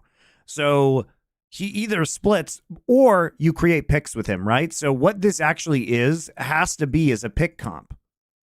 But if you're going to play, like, first off, T1 is very good at playing TF pick comps, as we've seen with Zeus numerous times, where they port him in, you TF ult into their backline gold card, and then you have you basically just create band advantages, right? Or you take out a carry, a squishy carry. But what happens if you port into their backline? Like, basically, you just get crowd controlled. You get blasted out with Trist ult. You get arrowed. You get hit by Sejuani ult. You get hit by Camille ult, maybe. Like, TF can't live. He can't live. And so, like, I guess maybe you hit a gold card and then Nidalee hits a spear and then closes on that target. But this is so squishy. And, like, I don't even think you can create picks against this much, like, long-range CC. Right? Like, you have to hope you kill Draven, but what happens if you kill Draven? If you kill Draven, there's still a Tristana and a Camille and an Ashe left over. Doesn't matter if you kill Draven. Like, the TF is horrible here. This Nidalee first pick just completely boned D+. It's so bad. They had no plan about how to play this Nidalee. It's like, we will take away the Nidalee, and we will take away their Twisted Fate. Haha! It's like, they tried to just take away tools from T1, but they simultaneously gave T1 the tools they want, which is just Ashe. Coming down. Did that ahead, otherwise... At least he realized, and he's not a jungler. Not going to call out any players that have done that on the international stage. But yeah, he's going to be able to get back. It's bad, man. It is bad. These drafts are bad. Yeah, I mean, there was a pretty good chance we were going to see a lane swap in this game because of the Twisted Fate situation. Yeah. You have to lane swap. You have to lane swap. There is no choice. If you do not lane swap as D+, your bottom lane just gets absolutely wrecked. But the setup here is now, unknown to the side of T1, but they have both the Draven and Ashe in position to spot early. And Faker. All right, Faker. It's time. Well, I think Showmaker and Faker should do that 1v1 that we saw at the beginning of the last game again, except Faker loses both sides of the matchup. What about that? That sounds funny. What if he lost in both sides of the 1v1 matchup at level 1? So not a whole lot of ways that this could go disastrously until a gold card appears. Oh, that's weird. What's the TF doing in my lane? Faker, buddy. This is actually, so this was actually a problem at MSI for Faker too, which is that in lane swaps, Faker just gets walked on by the enemy top laner all the time. He plays way too aggressively at level 1. We saw this happen so many times in lane swaps with T1. So that Faker just like, it's like, where do you think that guy is? Where do you think that guy is? They're obviously going to lane swap here. Bought the item, goes top, has Kellen, and they will look to push Zeus out. The Camille into the TF, especially at level 6. He holds gold card, he throws it, you press R. Yeah. And he probably dies because he's TF. Exactly. Into Camille. So they avoid that matchup, at least initially here, and you can see that Camille is just kind of pushed out of the So lead. TF going to join up in the top side for a second wave crash. Looks like. For the matchup if it were to be into the Twisted Fate, and No, they're third wave. They're third wave crashing. Okay. of the bottom side, and this is kind of about these two top players who are going to be one form of extra CC in an exchange anywhere else on the map, or will otherwise just not be. Okay, the third wave crashing top side. Minions. And we talked about how the changes to the turrets came through, and there's a little bit less lane swap possibility here. And I thought it was just a matter of time until we did see it in the LCK, because it was still viable. We're still seeing it in other regions, and there's a lot of undesirable matchups to be played out, and there's a lot of champions that get a lot of value out of funneling gold. And the Lucian is one of them, the Draven another one of them, and is this going to be a bit of a race down here? Zeus helping out in bottom. A lot of value out of them, and I thought it was just a matter of time until we did see it in the LCK, because it was still viable. We're still seeing it in other regions, and there's a lot of undesirable matchups to be played out, and there's a lot of champions that get a lot of value out of funneling gold. And We're back to not having XP bars, I guess, in the LCK. I wish I could see XP bars on top lane, but Zeus does hit level. They hit level 2 at the same time, based on the push. Let's turret trade race. Yeah, it's even less effective than it was previously. So now Zeus can TP top side, right? Finally pick up a plate, which he does do, but T1 have been able to pick up a couple of their own. Nope. And now they're all backing. Interesting that, oh, there we go. Okay, I was like, why isn't he TPing topside? There's a huge wave. Probably should have done that before, but it's all right. And he is missing one of Twisted Fate's favorite things, is all that early farm and all those extra sets of pieces of gold he's going to be getting from the Twisted Fate passive. Starting to finally get some of that online now. And bottom side, Guma and Keria do go for the LCK still hasn't figured out how to do I mean, even LCS now has the gold differential between the champions. Sure would be nice to have that in LCK. Sure would be nice to have XP bars over here. I already miss it They're going to have to utilize the slows from MSI. to win longer trades here, but against this Dirk, that'd be quite tricky. We already miss it. Bubbled, gonna have a bad time. I think the game state is really almost dead even, and it's really just what you count as advantages and how they're utilized. Well, this massive wave here with the timing of the back for T1, they didn't even get to have it. I feel like he holds TP because he doesn't know where DK's bot lane is. He doesn't want to TP and die. Yeah, sometimes we have seen teams like set those traps where you pretend to recall your bot lane and then you 3-man dive when they TP up. Like that happened to Broken Blade in one of G2's games this split, the BDS game, I believe. But I think it was long enough there that you can assume they're not really going to be there. But he's playing super safely. I don't know. I think it's worth the risk, but whatever. Whatever. Yeah, he's getting a little bit of revenge here in this matchup at the moment. Will force that TP. Lucid was able to get an Ether Wisp, which will help his already fast clear. He's going to be able to come up here and offer some damage onto Faker. This is the spear. Yeah. It's not in any kill threat, but Lucid is going to, oh, wait, okay, that spear does hit, and Faker does back away. But yeah, just delaying the back, being annoying. He's already cleared out his jungle very fast, so he can get back to that without any delay. So less value for the top laners is really kind of the TLDR. Less money for them in this game. A little bit of impact. As Owner comes down. So now that AB and Kellen are level 3, it's more survivable, but it's still pretty dangerous. But without ult, I don't think Owner can really push the issue here, but it will give them a plate guaranteed. Yeah, just going to go between Guma and Keria. And Guma ended up getting a pretty significant advantage out of this. The back timing here for aiming. They got more gold. CS is higher. And if aiming doesn't get a gank here from Lucid, like they can't really punish because of the Ash slows, and that Dirk, like I mentioned, isn't going to necessarily do as much. This is a pick ban Corki versus Triss mid meta every game. It's just 80 mids are very strong right now. Partially, you know, for a few reasons. Like, first off, they're just strong. Like, Triss is just really good right now, and Corki is very strong in the early game since his changes. And also, it's just that AP junglers are in general good, either Nidalee or, you know, a lot of those Faded Ashes junglers, because Faded Ash is such a strong item. You know, allows you to get an item as an AP jungler that increases your clear time a lot. Right on your first recall.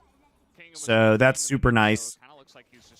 Also, you know, the fact that some of these champions can build Blackfire, Torch, and Liandry's together is pretty insane. So they do crazy damage.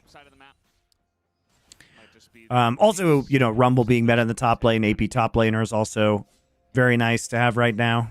As Kellen is running back to lane here, that Fairy Charm and a Control Ward. He is going to show up aiming, playing very passively, trying to deny him a cannon. And Kellen going to help out, grab that one. It's been a very quiet early game. Incremental advantages here for T1 in the bottom lane. Small farm lead for Owner in the jungle.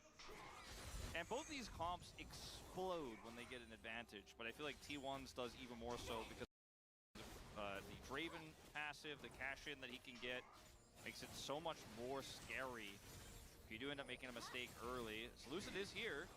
Trying to get in onto Guma. The spear is going to be dodged, and Guma pretty fast on the runaway. Also bubble missed. Try to get the bubble on the axe catch, but Guma sidesteps it. Nice. So Lucid gets in there. He's trying to help, but actually I feel like it's just going to be T1 continuing to dominate the bottom lane. I mean, So Lucid shows bot side, doesn't even have anything to gain from it, really. Yeah, that will be denied with the knockback, but a bit of chip damage with the culling. Yeah, I mean, if Owner ends up hitting an ult through there, King is trying to make a play around ult right now. doesn't have cleanse, and Guma presses R. That's your first cash in. But Zeus is playing really conservatively. Like, they know the TF ult is up, and that's why Sejuani is just covering bot side right now in case Lucid and TF go down there.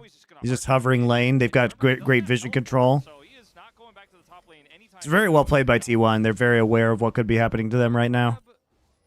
They're playing super conservatively. Like T1, they like have a monitor on where Kingen is, and they're like, okay, he's going towards mid, Faker backs away. Okay, he's going towards bot, they back away. And now that he's gone, Camille, though, figuring out that TF is just looking for an angle. He was freezing up at his turret, and now he's just pushing to force Kingen to come back. It's a lot of time wasted. It actually allowed the Camille to catch up in terms of CS as well. Failed and then lost topside plates to this Camille. Would have felt disastrous. Scuttle does come over. They just constantly know where Lucid is as well. Ooh, very close. And Oh, Owner. but still gonna be slowed up here. He tried to predict the flash. Coming in, and that'll force the I'm pretty sure he tried to predict flash there Arrow. because they see Valk is down. So Owner comes in, and he's predicting that Showmaker is going to flash back to turret. close, and another dodge from Because otherwise he thinks, okay, Owner thinks he's either gonna flash or I'm gonna hit my W slowed up here. and get the permafrost. So he does get the flash eventually. Finally. But the fact that he doesn't die amongst all of that, still very impressive for Showmaker. Yeah, quickly reacts to the arrow and Valkyries, even though he might have been able to sidestep, he doesn't take any chance. Yeah, of that. it is a good play on both sides. Like, Showmaker plays it well, holds his flash. Owner, basically covers his bases. Eventually, he forces the flash either way, right? As both of those ults are on a much slower cooldown than the Summoner spell that Showmaker no longer has. Because he comes in, uses his R to predict the flash, but if he doesn't flash, then he gets hit by W. It's a nice play. Because it's almost dead even aiming. Well, Getting in there, he's going to use the knockback before the culling does come out, but aiming's angle there not perfect. So Guma doesn't have to burn flash or anything. He does heal. meanwhile, topside. I don't think he can really commit to anything here under this Camille, who has ult and flash. You're Nidalee. Yeah. So the Nidalee is farming. The Sejuani is farming. At least Owner tried to make a play. I mean, for Lucid, it's like, well, we have Nami Bubble in the bot lane, I guess. Corki doesn't have much gank assist. We have Kingen, but that's a Camille in the top lane, so Yeah, there's just not much this not gonna gank. this Nidalee can do until she gets some items here. Lucid's going in there. I mean, Faker nearby, and immediately Lucid's just essentially going to have to flash over the wall here. Nearly going down as well. Say he's thinking about going very deep for that kill, but he's going to elect to push him away. Big fight here over the pubs, as Showmaker this time is going to manually input that emote, and Zeus is going super low. Over the wall goes Showmaker, as he's still alive. Zeus surviving for so long, and now Faker, a big opportunity to potentially turn this one around. As Showmaker also extremely low, the permafrost does come in. But now the gold card off cooldown. They want to go for Faker, but guess who's here? It's Carrier. A big opportunity to manually input that emote, and Zeus is going. Zeus thinking about going very deep for that kill, but he's going to elect to push him away. Big fight here over the pubs, as Showmaker this time is going to manually input that emote, and Zeus is going. Zeus thinking about going very deep for that kill, but he's going to elect to push him away. Big fight here. Pretty weird that they're T1's committing to this when they don't have Glacial Prison up. It's just like not quite up yet. Yeah, you might as well just all in at that point in time as soon as you know that Kingen's going to be porting in. Uh-oh. Nice dodge on the W, actually. I was going to say, Faker still has W.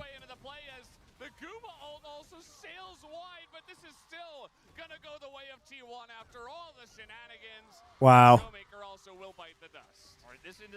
Because Carrier actually managed to right-click and walk up through River. So close to really getting insane value on this play, but they don't really walk away with all of anything. T1 still get both of those grubs. So go back all the way to what happens down here. As he did ult, but at the same time is caught by the tidal wave, flashes the bubble, but aiming has the damage. So this happened meanwhile So they do get the punish down. It's actually quite a cute little play because they see him, right? And then they initiate the tidal wave.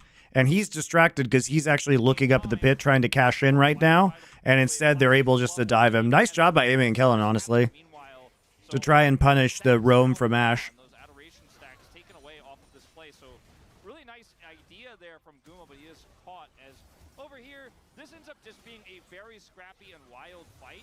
But there's a gold card here. Zeus narrowly gets... Zeus flashes over the wall. He lives, and as soon as he sees the TF ult, he's like, okay, let me get some damage down. Actually does quite a bit considering how low he is. But they are able to secure the kill just the same. And then Faker is able to buffer the gold card as Guma's ult goes wide. Sadly, he dies. Then the gold card buffer here from Faker forces King into flash the wall. Carrier will follow him to secure the kill. Showmaker not able to catch over. They actually do deny the last Void Grub too, so it's pretty important because they don't...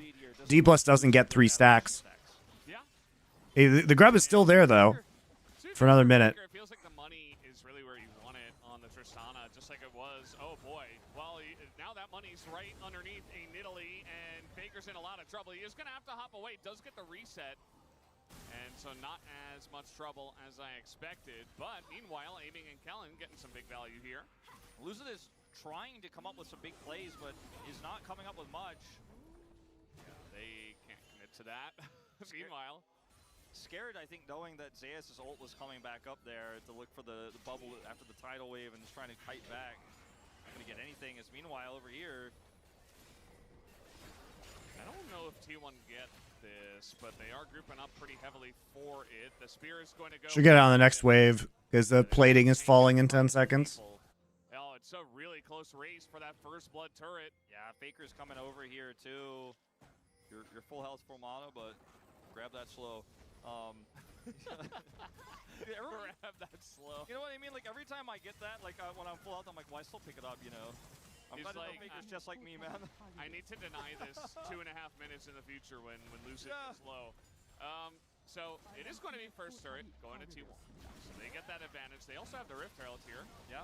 So it should be DK to get the Drake, you would imagine. But with all 3 people backing, I guess not. Yeah, I don't think they actually Maybe get Lucid this. just solos it? I think that's too risky. I mean, Zeus still has ult. Like, It's kind of hilarious that there's been a lot of action around the top side, and there's been really no Drakes taken this game at 14 minutes yet. Guma's in position a bit to push through, so it's being very awkward here for the side of D+. Unfortunately, on this game in terms of lane ganks, because he doesn't have set up CC, it's something we talk about with Nidalee all the time. He does with a gold card in the top lane, but you can't gank Camille. It's way too risky. Once he gets more damage, even if there's no CC, he could burst people down. They'll just die so fast that that's the ultimate CC. But at T1, with some really nice edges in this game, you see where the gold is. 2 kills on the Tristana. Super massive for them.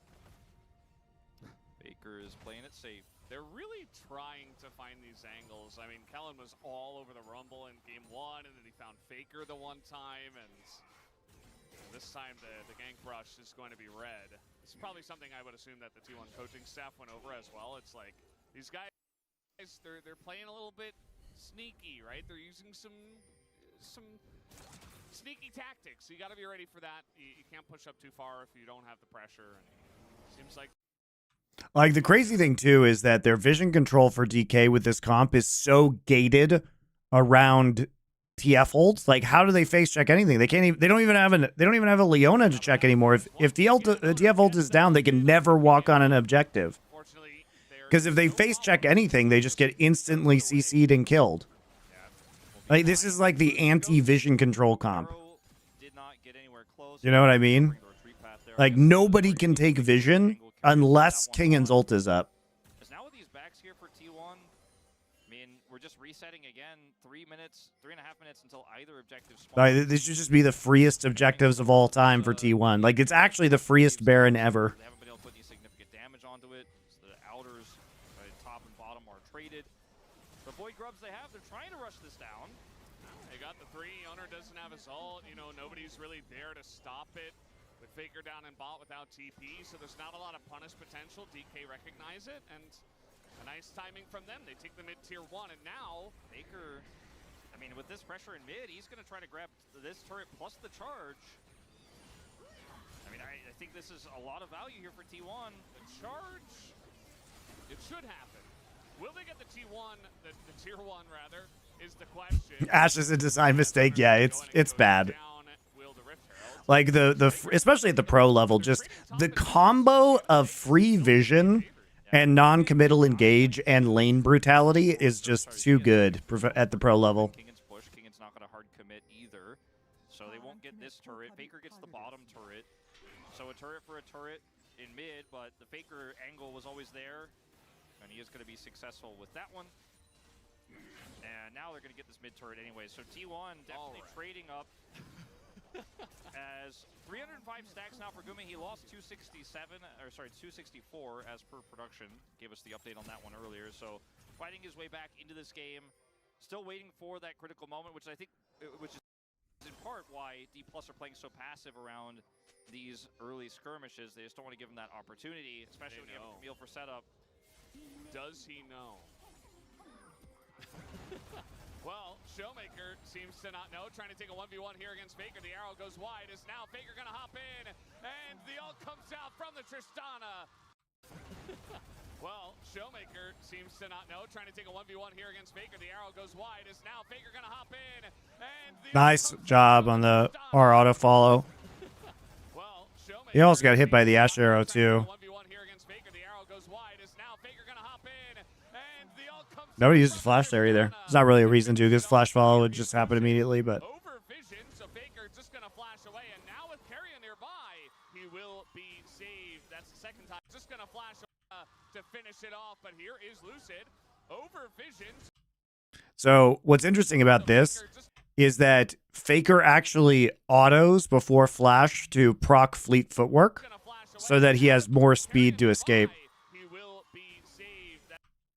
Like, if you watch it how he plays this, you're like, why is he autoing? Because he has fleet footwork. So he actually comes back, autos before flash, and then there's the heal from, so he gets the heal and speed from fleet footwork. It's nicely done. That's the second time Carrion gets there right in time to save his teammate. So this time we'll say Showmaker had the miscalculation. Tried to utilize the brush there to get some additional damage into Faker while he didn't have vision to auto him. Faker is able to get straight in there and wins the fight, as have a significant lead of gold. Now has his Flicker Blade online. And 2-item Tristana here, just like we saw in the last game. The lead is pretty significant. And it also means that with 3 grubs, not 6, but 3, still Tristana is going to be a force to be reckoned with insides if given some additional time. As they're looking for a punish. Here we are again. I mean, they just keep trying to kill him, and he keeps getting away every time. Yeah. Essentially, I mean, with no vision in this jungle, you can't really step up there, right? Did he do it at the perfect time to deny their backs? Now I've gone too far. The arrow's going to come here. I think it only saw Lucid throughout that entire trade, but still, now with 4 people over here, Team 1 will solidify. So this is Faker's 1v1 against Showmaker. Looks like I'm going in for a fight. Arrow misses. And Showmaker avoids vision for just a moment, but he just goes straight in with the rocket jump and ults him. Okay. Meanwhile, mid lane, aiming in a bit of trouble, but he does have some teammates nearby, and Zeus to overextend, as the Guma ult also not going to land, so they cannot finish off aiming. And they really wanted to get that pick onto the Lucian before this one. And now with Baron available, they want to start it. Faker is going to try to... It cannot mid lane. And Showmaker avoids vision for just a moment, but he just goes straight in with the rocket jump and ults him. I'm waiting for this next play, sorry. Meanwhile, mid lane, aiming in a bit of trouble, but he does have some teammates nearby. And Wow, I mean, almost gets jumped on by Camille. Overextension, though. But see, that's the thing, is like, this is what I'm talking about, guys. Like, when you actually have the Twisted Fate ult, the question is, can you convert into a pick or into a kill on the backline that allows the rest of the team to catch up? So they do force the flash here from the Draven, but the peel is just so good, and he just has to play DDR against all these, like, CC abilities. And they really wanted to get that pick onto the Lucian before this one, and now with Baron available, they want to start it. Faker is going to try to split push a little bit. Okay, I take it back. He's back. I mean, it is incredibly dangerous, in my opinion, to start this Baron. All right. It is 8 seconds after Baron spawns. You have no tank. And what are you playing into, guys? You have this. So here's the question, guys. You have to have a plan when you start Baron, right? There's kind of 3 things you can do, right? 3 things.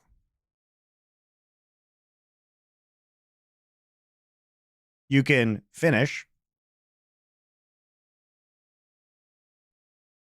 You can turn. Or you can force TP, right? So the problem here is that you're going to take so much damage from this. You're going to take so much damage from this Baron because you don't have a tank that you can't finish. Because if you try and finish, what happens? You get volleyed in the pit. Ash Arrow's coming back online. You have Faker who's just going to poke you. Maybe get some AoE damage off in there, right? Owner can zone you right here. You can't turn. You can't turn. How do you turn with this composition? You have to have TF ult to turn, guys. You have to have TF ult to turn. Or Tidal Wave. You have none of those things. So you cannot turn. You can't turn. You can't finish. So literally the only thing you can do is force Faker's TP and walk away. And even if you do that, guys, there is, with Ash Arrow coming back up in volley, there is a high chance that if you force TP, they can just run you down anyway, right? Here, it does have teleport, but D+ are trying to really put the screws in here and rush this down. I mean, look how much damage they're taking. Plus they have Shred on them. Yeah, they just have to walk away. It's smart of them to walk away, and they do force TP, so I guess they get out, but I don't like that play regardless. You could have actually just taken top T. You could have taken Drake, actually, or you could have taken top turret. You actually lose a tier 2 while you're a man up. That is terrible. And that's another turret gone, so you commit to Baron, and T1 just walk away, +1 turret. 2 turret advantage for them right now, and that's the inner, so a significant amount of gold. They've taken a 2,000 gold lead now in this game. Pole breaker on Guma, by the way, which is, yeah, it's his 1v9 item. He's like, when everyone else is dead on my team, I'll take care of it. That is an option. It is quite interesting tactic choice. At any rate, aiming here so low, Zeus not able to get the kill here, and then the peel comes through. Unfortunately for Owner, his ult also misses. I don't know if they really wanted to follow up after that with the Camille down. Infernal Soul this time around. Wow. So, you remember game 1, T1, they got the first 2 Drakes, but then it was Ocean Soul, and there wasn't a lot of priority on those Drakes, but now, especially for DK's comp, where there really is no tank and everybody can use some extra damage. Same could be said for T1. Hullbreaker Draven. I didn't notice that. That's funny. Is that good? Probably not, right? I have no idea. The low eco of the top laners from that early game. They just don't have a lot of money, so every CC... Maybe it is good in this situation, where you don't have to worry about killing any tanks, and it just gives you survivability. You don't have that much money. You know, if you go in, you will get blown up. You're not going to do that much damage. You're not going to 100 to 0. Yeah, I know it got changed. I know it got changed, guys. Got changed at the end of last year. I know it's a stat stick. All right, guys. I know it's a stat stick. It's not like you have to split push anymore. Come on. I do feel like Kingen has a bigger part to play in this game potentially than Zeus, especially now that Zeus is down Flash. But otherwise, this game and the map still belongs to T1 here. What does it do now? It basically just, so it creates stacks on hit. So you're basically, it creates stacks. Every time you auto attack a target 5 times, it does additional damage, like max health damage. And it does more damage to structures as well. So it's good for dueling. And it does buff minions also. It gives minions armor and MR. Side lane angle, doesn't feel that strong in this But it gives you scenario. movement speed, health, and damage, which is good for Draven right now because he's really the only person that TF could possibly hope to kill. Well, he's very fast, but Faker is closing the distance. Here comes Lucid, and that means they want to go in onto Faker as the spear's going to land, but immediately Lucid will be denied, but Faker in a lot of trouble as the big one hits him.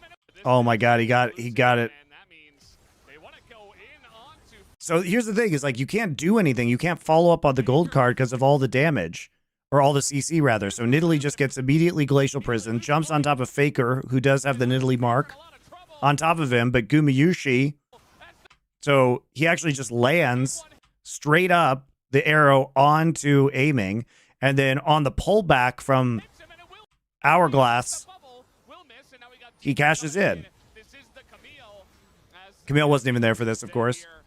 And they're going to try to get this kill over to Guma. That's a double for Guma as well. They take down the top. I mean, they killed Faker, I guess. Woohoo. T1 looking at the Baron. Big cash in will put But now it's free Baron. gold ahead now of the 3-kill Lucian, so he finally takes You can't walk in on this because you get volleyed.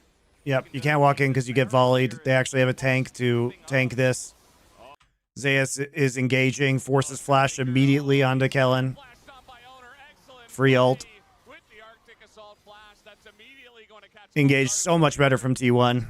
He does get away. Now that does stop the T1 Baron, but it's just extra bonus gold for T1. Yeah, really heavy cost. As plays like this, exactly what I was talking about with rapid fire cannon, you can try to set up aggressive rotations like this, but look at how far away the rest of D+ is because Faker's not that far up. It doesn't necessarily matter if you gold card him, as Lucid has to go so deep for the play. Luckily has his stopwatch available, but look at the damage back, and you just get outnumbered because the Camille has teleport. The Twisted Fate does not, so it's just a numbers game you are not going to win, and they end up, obviously, with the gold lead they have, able to start Baron. And D+, this is so scary committing in here, because if you get wiped, then they're not going to win, and they end up, obviously, available. But look at the damage back, and you just get outnumbered because the Camille has teleport. The Twisted Fate does not, so it's just a numbers game you are not going to win, and they end up, obviously, inhibitors. The game is basically over. You're not coming back from this one, but they're able to at least keep T1 off. Draven finally cashing in. Hell yeah, he is. It's a lot of damage in Aguma. Spear was actually kind of a cute tech that Lucid did as well. He threw the spear towards Faker, and then he smited the back minion, and so the spear actually hit on that top play. It helped them secure Faker. Would have been even worse for DK if they didn't get him, so I thought it was just a cool mention. How fraudulent is Team Liquid? I mean, how fraudulent is NA that Team Liquid is the best team? I mean, I think they are the best team, so they're not that fraudulent. Just everybody else is giga fraudulent. Or anything like that. If you look at the items for Owner, he is extremely tanky. He has Zeke's, he has Warden's Mail. And for Lucid, he has the very expensive broken Seeker's Arm Guard from that play topside. Still has some stats, but he is super far behind in terms of his relevance in this Lucid game. is so useless. I feel bad because Lucid had a very good week 1, but he got draft trolled this game. This is on D+'s coaches, man. Are they going to get here on time? They look for Carrier. He just flashes in, and now the ult comes out, and there's no entry for Lucid. There's no engage. No hope of a steal. The arrow going to be thrown in. Showmaker wanting to keep this game. There's no engage. D+ literally can't force this because they have no engage. Gold card as they are going to push them into the west side jungle. Gotta be so careful about chasing through here, though. Zeus has his ultimate. Woo. And he might just lock down whoever steps forward. That's a culling, and more poke is coming out. They're trying to get this poke in, but now the engage comes out from T1. They pull the trigger. Dear Lord. The turn is so strong. They stay alive in the 2v2 as well. What is a tank? It is a clean ace for Just get aced because you have no tank and you can't engage. Okay. The last nail in the coffin here at 26 minutes. Wow, that was bad from D+. Holy moly. Open this base, and what is arguably T1's cleanest. And is able to frontline Guma and Carrier. They stay the culling, and more poke is coming out. They're trying to get this poke in, but now the We're watching Zeus' engage here. I mean, it's not that impressive. It's just, there is no CC and they're all squishy. I mean, I guess the last part of it's kind of cool. The flash is kind of cool at the end. But it's completely unnecessary. Oh, actually, he botches a little bit. Onto Kellen.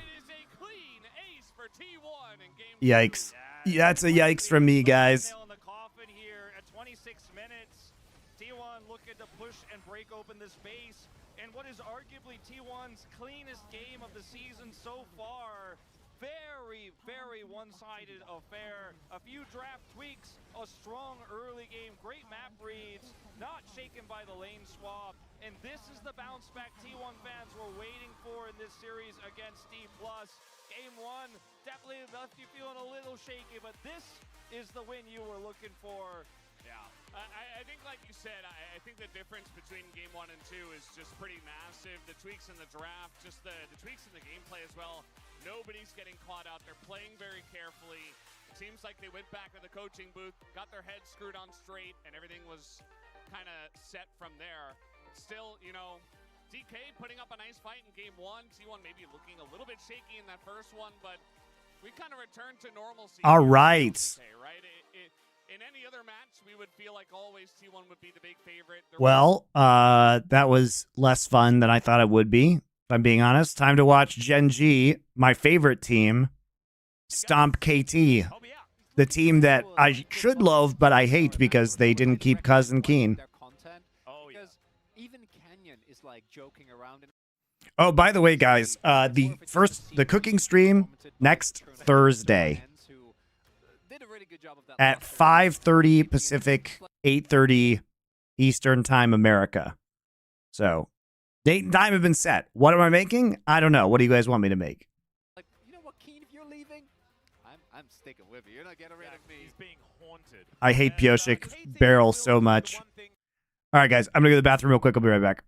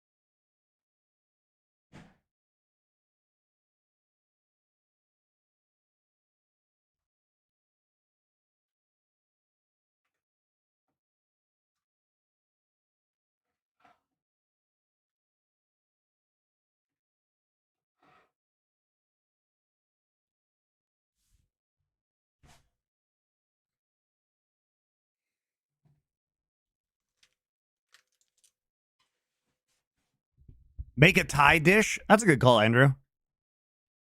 Making a Thai dish sounds like a good idea. That seems like something I can easily do.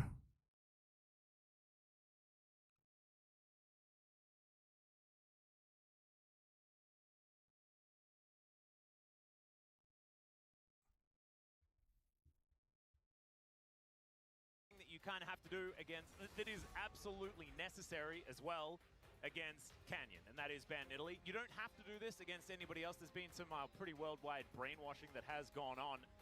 Yeah, as to the problem, guys, when it comes to cooking streams and time, I am looking to modify my cooking setup so that I can, because, okay, so my kitchen is like right next to this office that I'm in.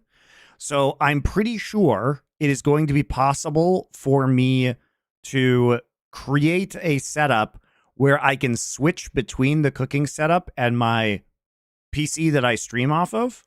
So I should be able to like do part of the cooking, sit down, do VOD reviews for a while we wait for things, and then go back to cooking later, which is pretty sweet, if you ask me. So if I'm not going to be able to do it this first time, but other times. And there goes the Rumble as well. It seems like Rumble, Skarner are the two that people have been really looking out for. And despite slight nerf to the Ashe, we've seen that she is still extraordinarily strong. I don't hate the Skarner ban because I do feel like you want to give Perfect maybe a little bit more agency, given that he has looked like one of the better performing players on your team. And I do think that the Skarner does push you in a little bit of a direction when it comes to your drop, whereas the Ashe, it's a flex. All right, so we are going to first pick Ashe here. I'm a bit surprised. I mean, Deft is historically an Ashe player, but Ashe is very much, worthwhile first picking. So Corki's still up here. Tristana going to be banned, no surprise. But I think Kane should probably play Sejuani here. Pays historically a Zeri player. Is this KT drafting? All right, they're going to take Sejuani, and they're going to take Yone. So Sej, Yone, very strong, but BDD, not a known Yone player. What's going on? Isn't this the summer season of 2024? I don't want to get excited about with one and then going with the other. Sejuani come out with Yone, self-explanatory. It's still wild to me that LFN got a McDonald's sponsor before the LCS. Yeah, guys, I'm pretty good at selling. Imagine what I could do if I was selling for the LCS instead of the bums they have over there. Right. Yeah, I might have. Is that a ball there a little bit? wow?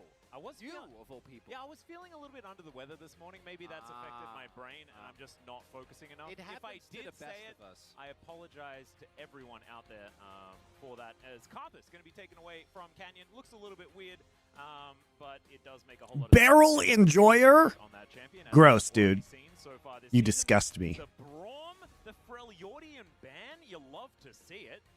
Denying some of that synergy from KT. So they're taking away, they're trying to make sure that Ashe is AD carry instead of support here. In general, if you're playing more aggressive comp, which there are relatively short. And they're taking away AP junglers because they see the double AD so far.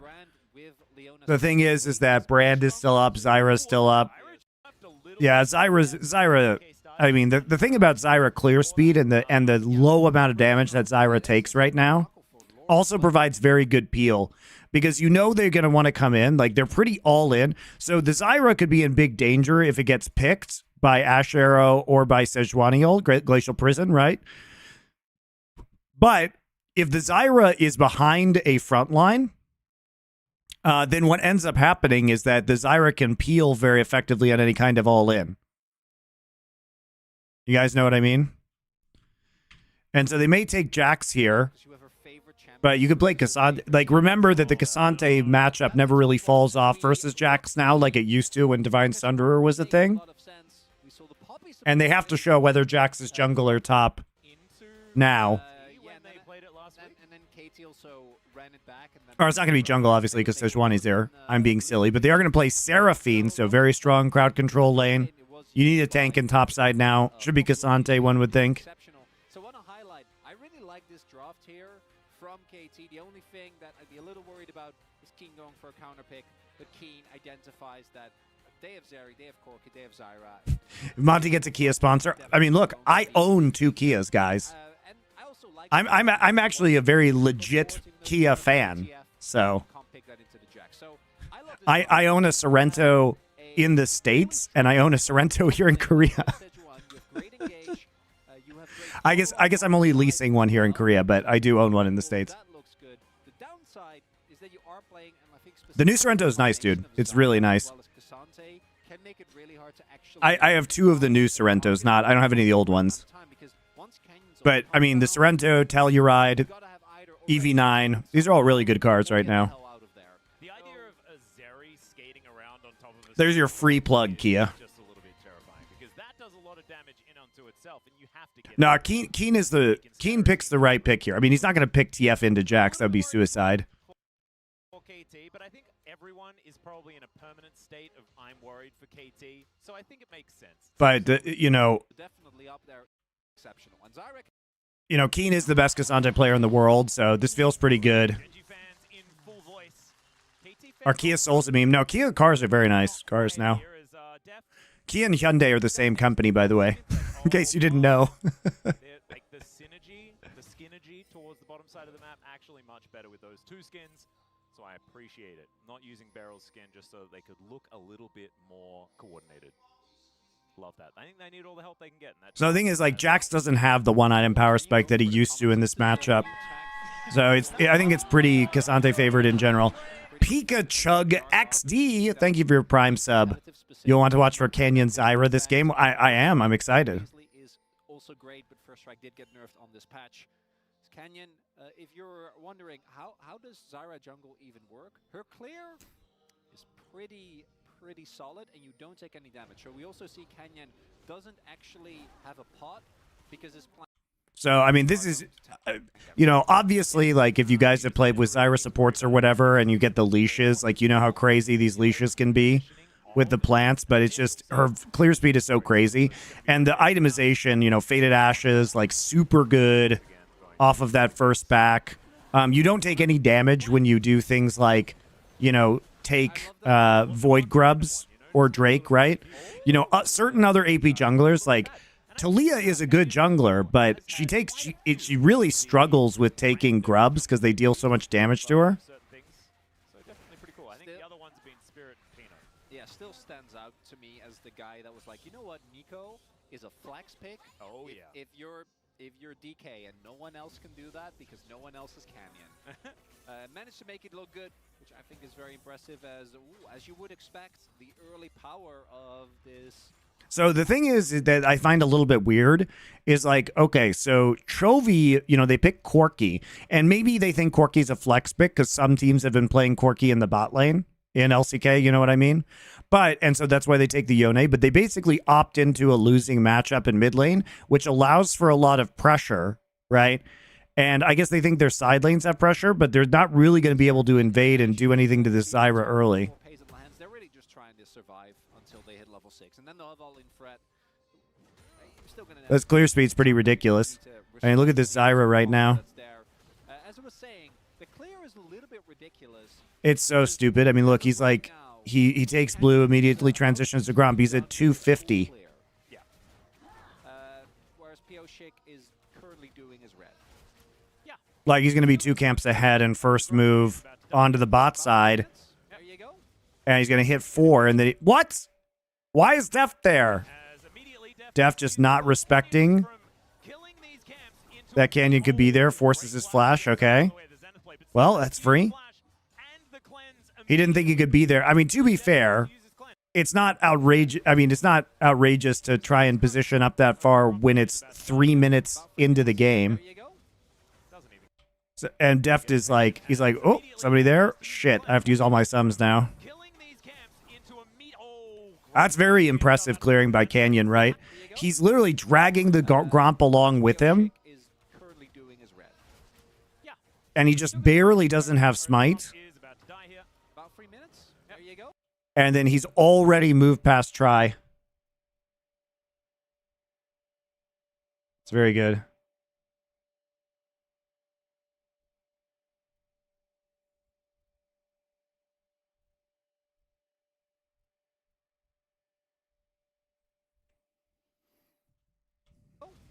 Doesn't even get impatient as immediately Deft has to use his cleanse. Canyon is from killing these camps into a meat. Oh, great flash to get himself out of the way of the Zenith play. There you go. Yeah, Lehens has to flash here too for that, but that is crazy how fast he does that. And he is not done yet. They are putting on all of the pressure that they can find. Not going to quite find those grasping roots there as Canyon will be slowed down as the beat drops. Still, Pioshik, as you can see. Meanwhile, Pioshik just finishes at 325, so he can't actually I mean, they just can't compete for the scuttle on this side, so he goes for the instant recall. This is really the perfect example of why clear speed is one. The level of control he got from that clear is crazy. Right, because you have so much tempo on the map, you get to do so much more. But also, how good a pick that is off meta can be. Why do you think Morg doesn't see play these days? She's pretty telegraphed in terms of her play. You know? I think you might see her, like, and there's also not, the thing is that when you would pick Morg as, like, I don't know, into Blitzcrank, but you don't blind to Blitzcrank. So, like, you would counterpick with Blitzcrank, so you would already know what their support in AD would be. So, like, when would you pick Morg? Right? I don't know when you would pick her. Because the reason why Def dies there in the first place is because he had to use his that is off meta can be. I like how he takes Crab, then just comes back in, flashes. Def dodges it, but he has to juke forward into Leona E. That's free. Nice job. I mean, Canyon playing super well this game. That is about as bad as it could have gone for KT, but best possible scenario for Gen G. Because the reason why Def dies there in the first place... Cadril made a really good point the other day about how impactful jungle is in the game. He said jungle is the only role in the game where if you have an off role versus a main, it's an instant loss. I mean, that's true. I think a lot of people have said that, though, not just Cadril. Because it takes a different skill set than laning.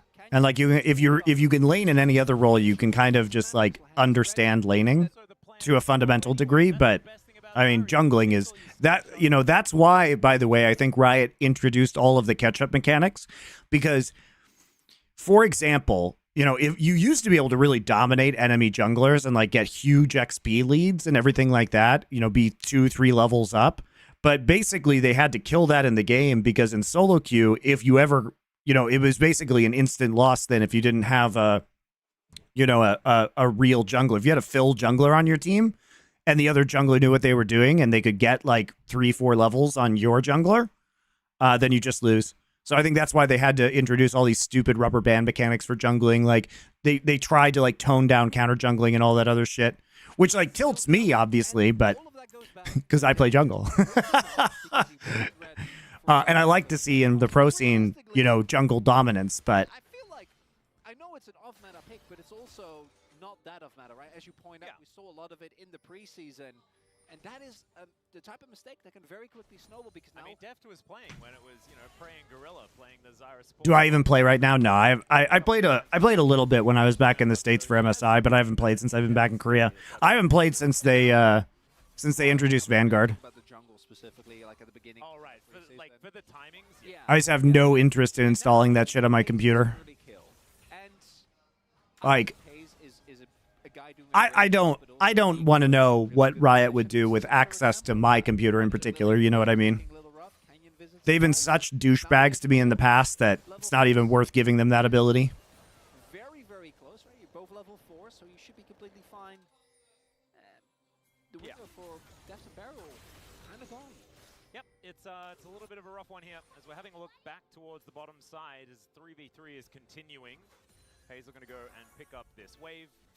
Kind of Barrel not really going to find the mark. Got pings onto exactly where Canyon is, so at least KT are keeping up a little bit now. Feels like but I honestly haven't been playing very many games since I've been back. I've been doing business stuff for Elefan.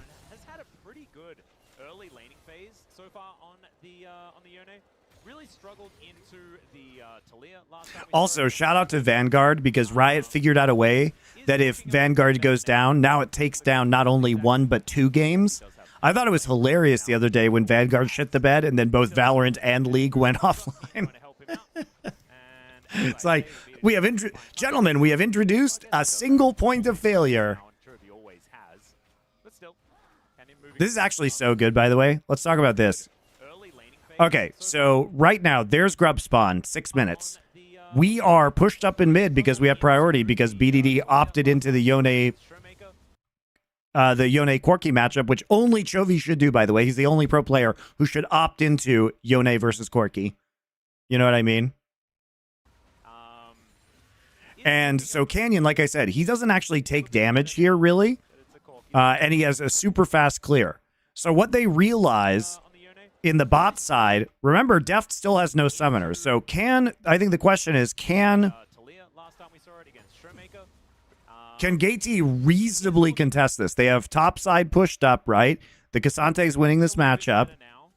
And so they realize that as Pioshik starts this and they're trying to cross map, that they should not be able to do this. It's kind of an illegal play, and Lehens has kind of, he's actually snuck over into the mid lane, so he can cover, Lehens can actually cover the movement, and he can cover the rotation, because they have a pink ward here. So this means that Canyon is actually able to go contest this.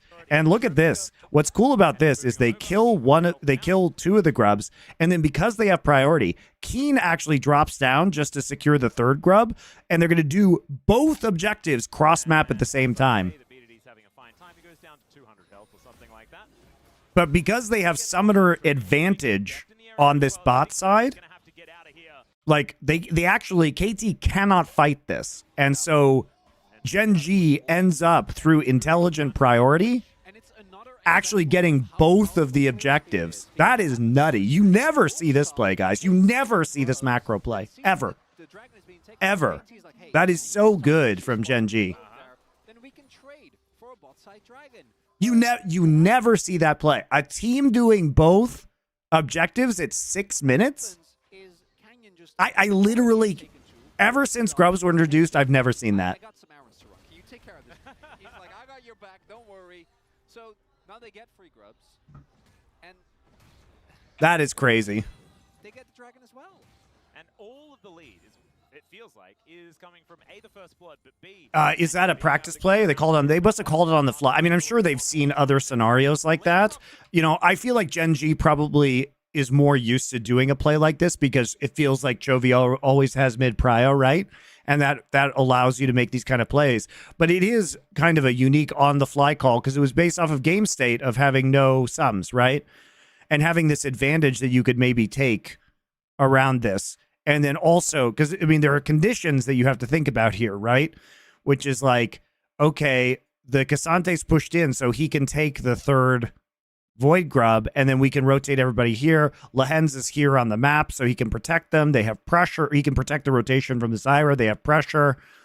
So, yeah. Proximity is the big difference maker here, as we can see, and it's because, like you say again, is we're going to have to hold... If you ever ran a game that is easy anti-cheat, it also runs on the current kernel level. Yes, that's true, but easy anti-cheat only turns on when the game is on. It's not on all the time, you know what I mean? That's the difference. It's the always on that is fucked up. In a bit of trouble, they're not able to actually finish it off just yet, but they only invest the ignite, and they get a very important flash from Beryl. Yeah, Pay's ulting there, not going to be the end of the world, and Beryl not having flash means that it is, again, so much more susceptible for that bot lane gank, and not going to have a guaranteed way to get away from Lehens, who will have his flash up shortly. So we kind of really see this cascade of stuff happening. Again, a large part of that is also the fact that Chovy... I don't get why it always has to be on. Yeah, I mean, nobody does. The pressure here, because I do Kleos macro blasted? Oh, you're right, dude. That I'm dropping the ball. You are absolutely correct there on YouTube, Peter. That is a macro blast. That is a huge macro blast. Beautiful. We love a good macro blasting here on Bangers Only. I was so dazzled by it, I forgot to push the button. On this Corki is making a lot of pressure here, because I do think that BT is doing great when it comes to, you know, keeping up in CS. Also, Chovy going tier, actually interesting, because we've seen a lot of Triforce builds. We haven't seen Manamune in a while. Obviously used to be the go-to item on Corki because he was a poke champion. Yep. I haven't seen that as much recently. As they did spot, they know that Pioshik's there. Yeah, and Keen is going to get... oh, no, not going to get stunned up. He's Cassante. He doesn't get CC'd. It's He not knew. a thing that happens, and he did absolutely know what was going on. So he's able to just dash his way up, not going in too far. Is now Beryl going to lose his control ward at the best. See what happens at worst here, as... They might have to drop, because they know that Pioshik was topside, and there's no ult on Beryl yet. Some cash money, though, for Deft, as we can see, as the grasping roots do not land. Beat drop as well, not going to find the mark. Some plans coming down as Keen going in. There's the all out onto Perfect, who does. Berg doesn't win this. But I don't know whether it's necessarily going to work. He has to flash Q3. Oh my god, he's still going? All right. But he's not going to be able to catch up. And that is not going to be any sort of solo kill. Both flashes now down as Canyon. Oh, Canyon. Somewhere out of this, Eee! almost goes down to that last rocket. Faded Ash is just not quite enough damage there. Flashes now down as Canyon. But look at this play, though. Find a way, trying to Genji get out. just too good. They're just winning everywhere. He's all out, but he's not going to be able to catch up.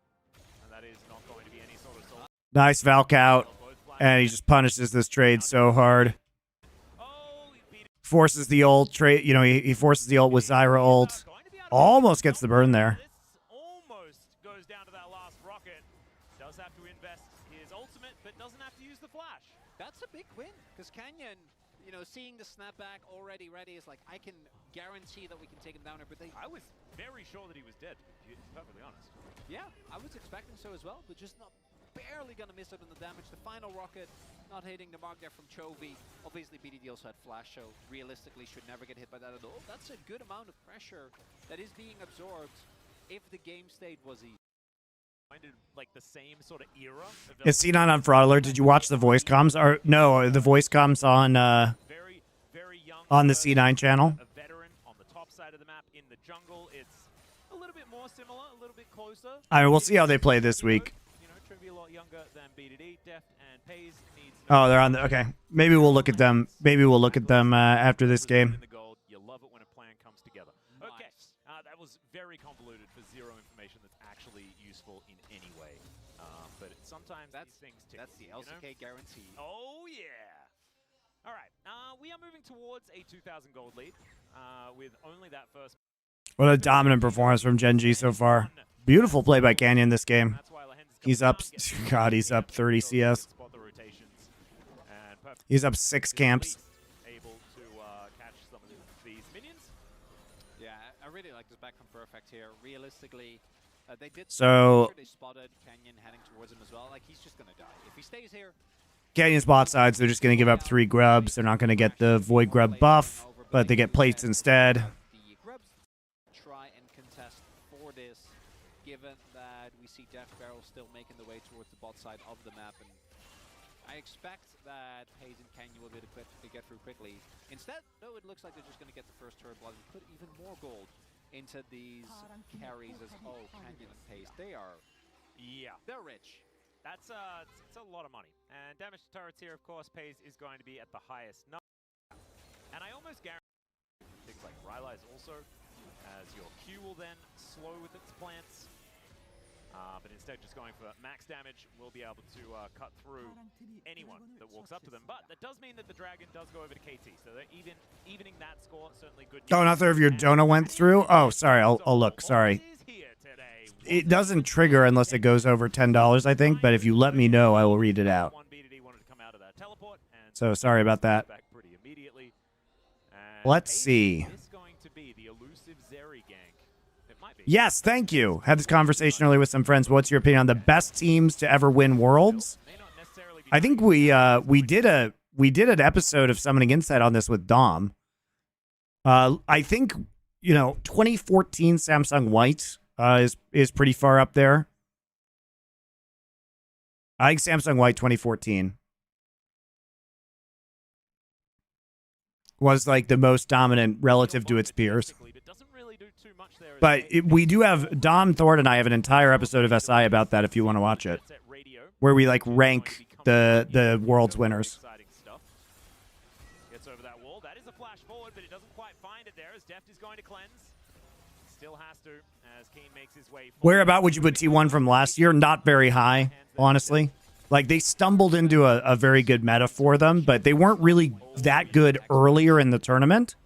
And they caught fire in the bracket, but like they're probably like lower mid tier. That is somewhat surprising. I didn't expect. Is it though? Well, I kind of, given how the game played out, I thought Canyon, he's been so active on the map. I've seen Yeah, so Milweezy, if you look, oh yeah, Andrew linked the episode. Thank you, Andrew. Dropping a plate there. on the floor. The link is in the Twitch That's chat. exactly where plates don't go. I say as someone who's dropped a lot of plates. One of my favorite It's not a Greek anecdotes wedding. that my family loves to tell is that I dropped a plate and there was a plate of spaghetti. Yeah. But somehow I dropped it on myself, so I was just covered. Like I tried to catch it We've all been. while falling over, and then the plate ended up When I was learning to ride a bike, I got hit by a parked cars. There's an ulti from BDD. Chovy going to be able to flash out of there. Still has to invest it. Kushik comes in and doesn't find the Glacial Prison. They were really hoping that they'd be able to at least get a kill there because there is a lot of bleeding to stem here. And it's a little bit tough to watch because I like what If this Gen G roster were to win Worlds, would this be the greatest team of all time? Probably. Trying to set something up perfect. Was able to Like, obviously, it's not just recency bias, guys, but, you know, the game has gotten... It's harder to win Worlds now than it was in the past. You know, partially because in the olden days, you know, winning champions in Korea was harder than winning Worlds because there was such a high concentration of good players. And this is before any of them had gone over to China or anything like that. And, you know, Chinese teams were not very good yet. So it was just, you know, Worlds was not really the toughest tournament in the calendar. But now that it's, you know, the meta's more advanced, players have to be better.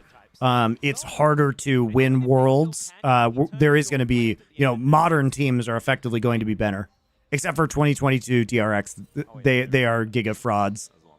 I love that. I'm still sad about it, though. That passive was so goofy. It was actually the best. I loved it. There's so many. It made me feel like I was supposed to just go in, press on my buttons, and die, and that was actually my job. Whereas now it still is. Like, that is what Zyra does predominantly, but I don't get to have like a shooty shoot at the end. It's really sad. This was my, like, I know I kind of forced it in there, but I really did want to have the rest. Yeah, Atlas, you know this is a safe space to discuss emotions that you have regarding one of your favorite mainly Zyra. Yeah. It's all right. Deft gonna have to give up this turret. Absolutely. As Kushik rotating around, you can see Lehans. He really wanted to find that Zenith blade, but doesn't get an opportunity just yet. As Roterald is going to fall down. King getting kited. That is a decent encore under 3. Permanent into the backline. Finds his counter-strike on everyone. Doesn't get an This is a very good engage. I mean, the thing about KT is that their entire combo, except for Jax, is really gated around ults. And BDD's ult is coming up right here, but they are very dependent on, like, their ults being online in order to fight. So basically, you know, hitting this long-range Seraphine ult into this huge Counter-Strike is so good for them, actually.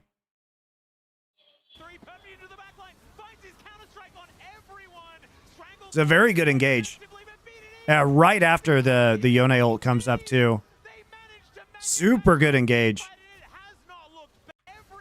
Honestly, like, this was the Hail Mary play that they needed. Like, you're 5k down. I respect, you know, one thing, I don't like Beryl as a player, but one thing I respect is that he knows when to pull the trigger, right? He literally flashes to make this play. Perfect's on the flank. They call this super nicely. He gets into the back line.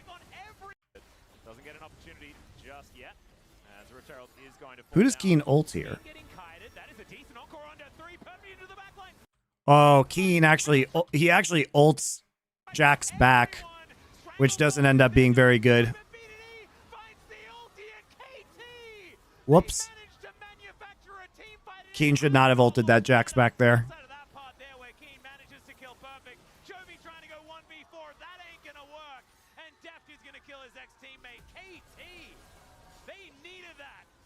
It's the wombo combo that dreams are made of, Atlas. KT in the mid lane. The chain there. Beryl starts it off. Perfect. Sets him up and BDD. Nice flank by Perfect, though. As we take another look, it's Beryl with the flash ult. Then the summoners being forced here by Perfect mean that once BDD gets onto the backline, there is no one to stop him. And even with the ultimate from Canyon, everyone on KT still gets to make their way over. Yeah, Perfect ends up dying, but that was a much-needed gold influx. Great play by Beryl. They're gonna need more of those. And great flank by Perfect. Yep, they're on the board now, and it doesn't really change the game. The problem is like they only closed the gold gap by like 1,000 gold, and there is no Baron to take. There wasn't a Drake to take. You know what I mean, guys? Like the Drake's coming up right now, so you know, in essence, it's kind of bad because you used all those sums. Yeah, Keen should not have ulted Perfect back there. That was also a pretty big mistake. Absolutely fine with that one. I don't think Gen G are really too worried. They're also going to be able to grab their second dragon of the game. That will very, very quickly I think he thought they could burst the Jax faster, but it just actually helped his Counter-Strike. Every dragon is a good dragon. It's a bit deflating, Atlas. I came How do you feel about Lucid? I mean, I thought he was really good in week 1. I think it would be helpful if he had a support that could actually shot call, but Kellen is not that guy. They get way better vibes now. They do need, and they need good vibes. It's the I almost think that is the most important thing for KT here, is this may affect the vibe situation, as VDD losing a bit of a trade here against Keen, who is absolutely a brick wall and is only going to get worse as this game goes on. 1-0-3 though for BDD. Certainly was a huge benefactor of that last little skirmish, so let's see whether he's going to be able to go and turn that into more of a carry performance here. Because like you say, I mean, there's still a little bit of a clock on this game as well. That's the thing that's the worst part, is that Gen G felt like they had a complete monopoly on the early game, but also the late game is theirs as well by default, because they've got, you know, Corki, Zeri, Zyra. Silly. yeah. I think the KT comp is still. I know, it's cool. It's a cool comp. How does it feel so one-sided? I think it also skills well. Outside of specifically the ability to get on top of pace, that's like the one thing where I feel like realistically, there you got a dream scenario. You shouldn't be able to get onto pace consistently as we get to the later fights. Chovy, again, looking for a play on him here. Gushik is still going to throw out the ulti, but isn't able to catch him in the Valkyrie. Nice dodge. Allies completed just yet, as the turret just gets, whispered at, and that is going to fall down. Was on very low health. Bit careless there from Chovy to just walk up, but ends up working out. Yep. Nonetheless, we do have Perfect maybe in some trouble here. Oh dear. I think he saw that. Yeah, Keen knows what's going on here. As Pace is moving on down, that is going to be a ward hop leap, and then he's able to get it. Perfect's actually good, though. All okay. Nice. Do have a very cool. I mean, that was a very good Jax flank. I don't really understand about, like, blinding the Jax when you know that you might end up in the Cassante matchup, but who's my favorite LCK team at the moment? Gen G, because they got my guy, Keen.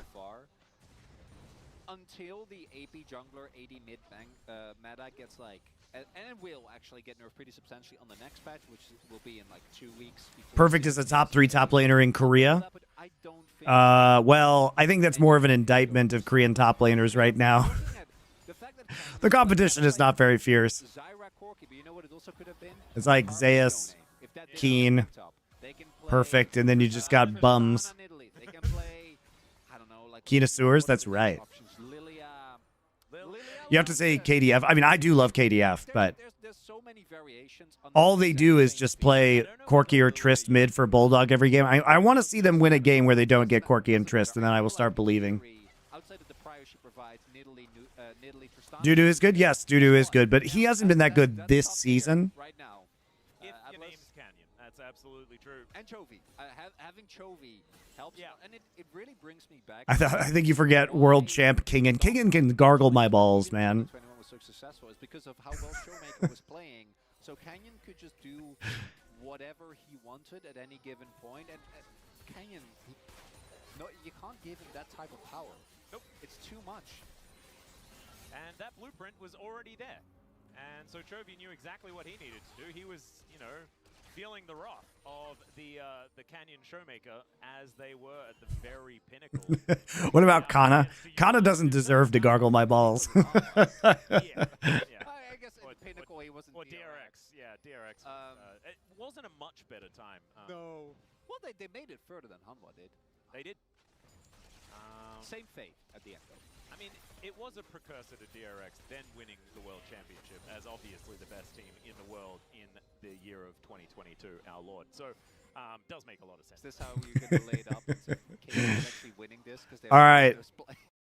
Have 2 item spikes. I guess, you know, again, they're very gated. KZ's comp is very gated around the sums and the ultimates. And it's just like, okay, now we're back to just slowly falling behind more. And Gen G just going to slowly take every objective in the game. Into, you know, your rocket dealing a lot of damage, but I feel like Manamune specifically is really good for that, as we can see there.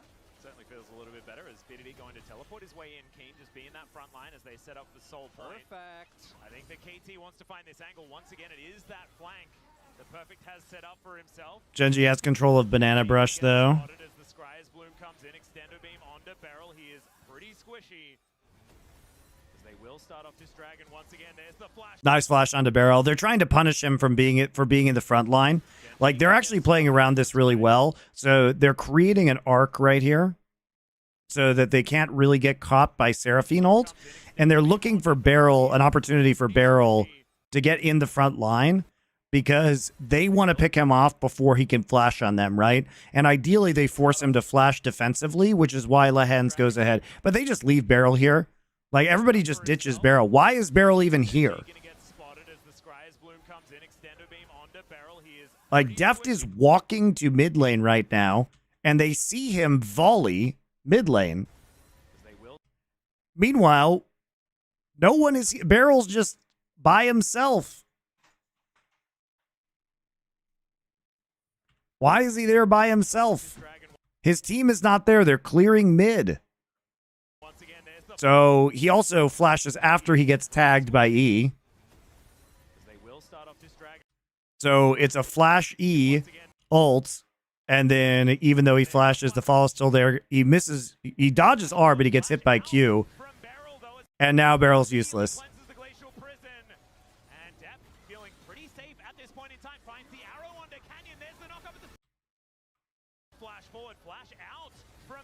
So Pays actually just absorbs Glacial Prison, uses Cleanse immediately. Now that ability's gone, so they're trying to follow up here, and they want to get the flank from Perfect, but they walk up, and then the counter engage comes through with the Zyra ult. They have no banana vision.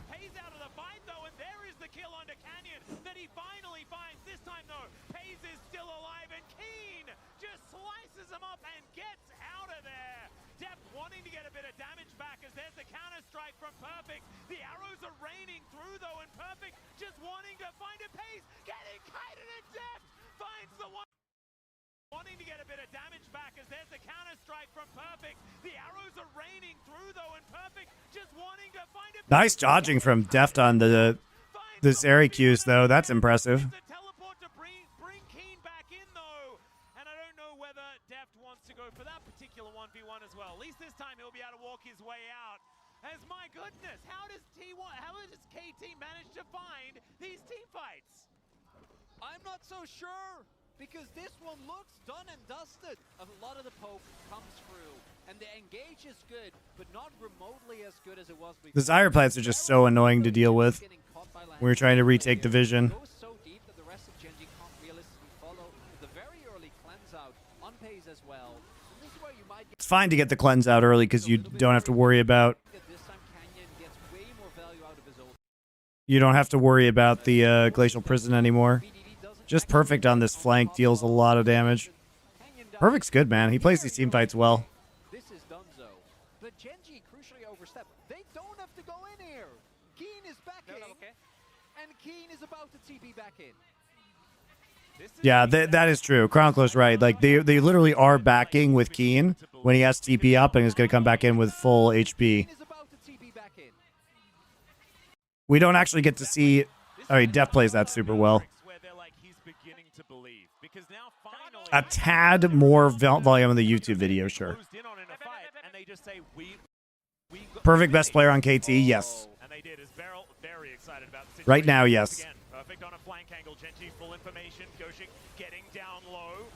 Perfect is doing a really good job of flanking on this Jax, damn. They have to use the Zyra ult just to deal with the Jax. Nice ult by BDD.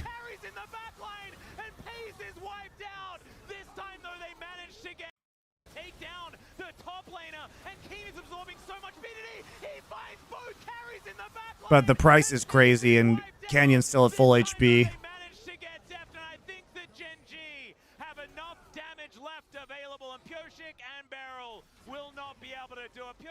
Will at least have the last laugh as he's the one that decides his fate.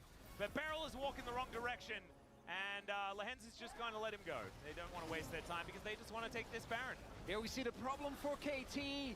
Even though Perfect, man, I'm betting KT is very happy that that guy is back. Oh, Finds yeah. a great flank. BDD gets the carries. The problem for KT is that Genji, you might look at this and go, they have 3 very strong carries. But the the reality is there for. Because Keen on his Cassante, just able to simultaneously tank so much, and the only way that KT win this fight is if they actually kill all Yeah, it's crazy that Keen and Lehens create so much the space. backline, which Because, again, like, this is another good flank by Perfect, and it forces them to use almost everything. I mean, they have to use Leona E, they have to use the Zyra ult just in order to peel Perfect off. But they only hit the tanks of the Seraphine ult, and Canyon's on the flank here, just dropping over. BDD tries to make the hero plays. He does get onto Pays, but Canyon's just waiting for him at the end of his tether. Zoning people off. Deft ends up going down, and without Deft, they don't have the consistent DPS needed. And Canyon was still full health throughout all of that. So there's just so many things that you need to deal with, and despite their amazing fights, So as well. And I think that it's really cool that KT kept it interesting. Yeah. Those couple of team fights. yeah, I mean, they got some of their wombo combos off, but they never actually, KT never actually had an opportunity to The first neutral, they'll take the second one as well. take objectives or really get back into the game. Like, they basically, off of that big fight in mid lane, where Barrel flash ulted, they got like 1,000 gold only out of that. So they were still behind by, 4K. Laying down the groundwork, getting all of this vision. It just comes from Canyon and his ability to pilot this Zyra kind of exactly how it needed to be this game. Genji still looking for a bit of an angle here, and they're just KT taking too much damage underneath this turret.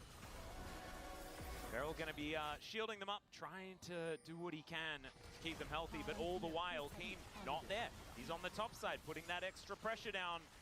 And there are too many holes in the ship and not enough plugs.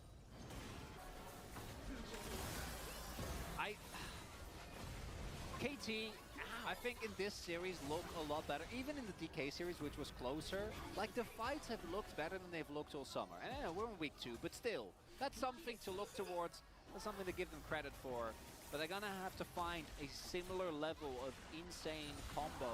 And I think you start to see Genji adapt as well, in that I feel like they're a lot more aware of the threat of that ultimate, in that they don't just pile up behind. Well, All right, they go for another one of the wombo combos. I mean, KT's engages have been all right, I feel like they're a lot but more that aware early of the game was just threat so of that clean that ultimate, they in found they themselves don't so just far pile up. behind.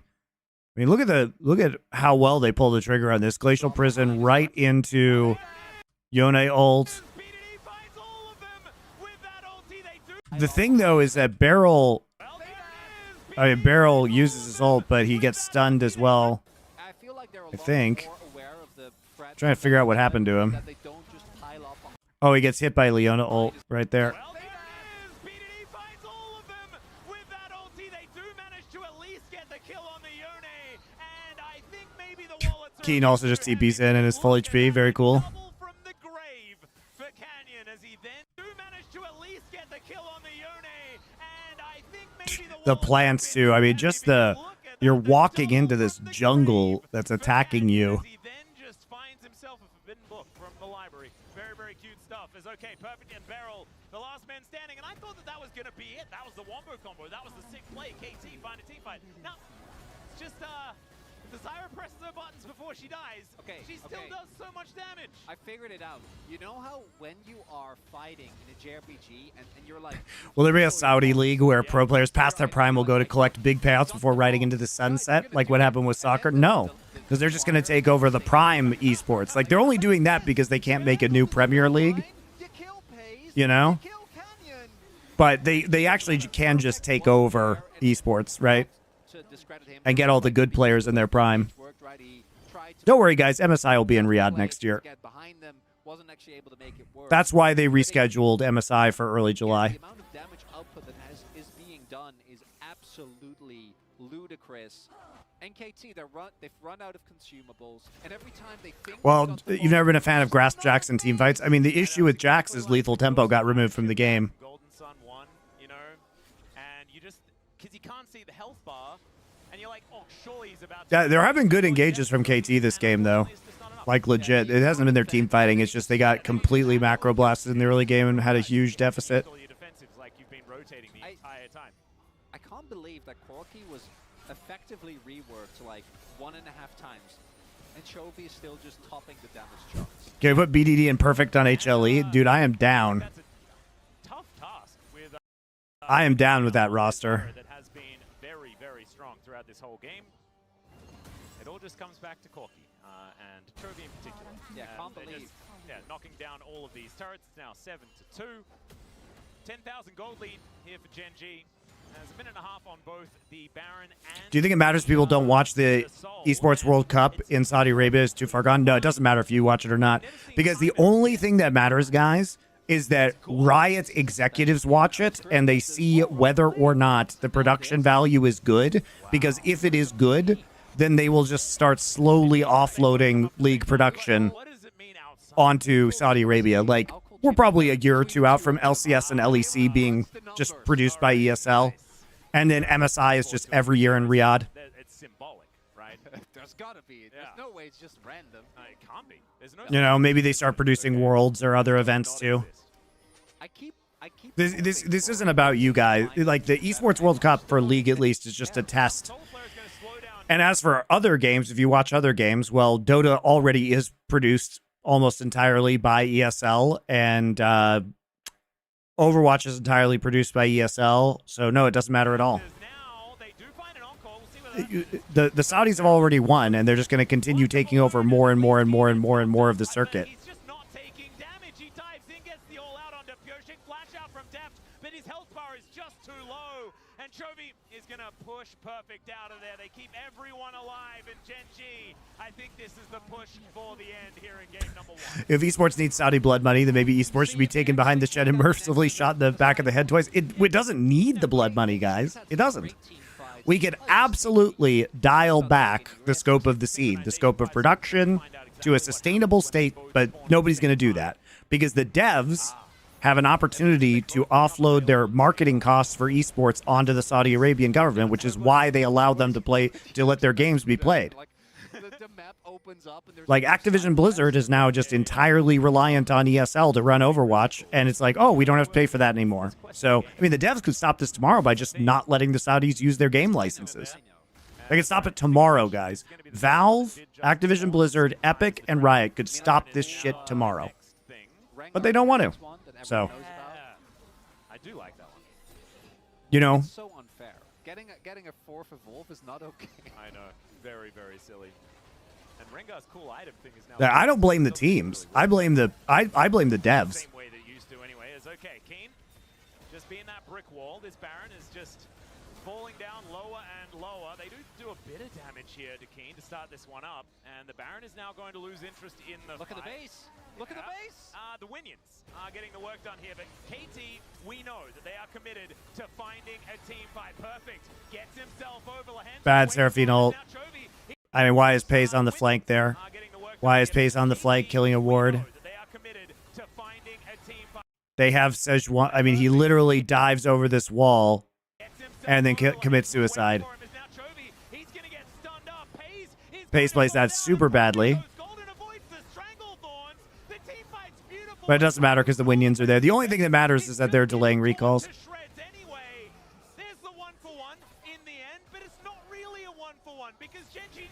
That's a misclick. No, he goes in because he thinks they're going in, but what happened was that Beryl had already used his ultimate, so basically Genji couldn't go in, so he fucks up. I don't think it's a misclick, it's just that unfortunately Beryl ulted when the call for Genji to go in was there, but it doesn't matter because he can die, but as long as the backs are stopped, I mean, look at the base, right? And KT, they found a couple of fights. That was really cool, but there was just nothing they could do in the end. That was a pretty fun game to watch, though. Even though it was pretty Genji dominated, just because KT did feel like at least make some plays and have life in them. It was. Yeah. If not, it was just if they end up losing, that they don't let it get to them too much. This team, I think, in their highest moments. C9 video. I'm just gonna finish this series first, but yeah, we'll do a C9 interlude. Let me find the comms video. 17 minutes. All right, we're not gonna listen to 17 minutes of this shit.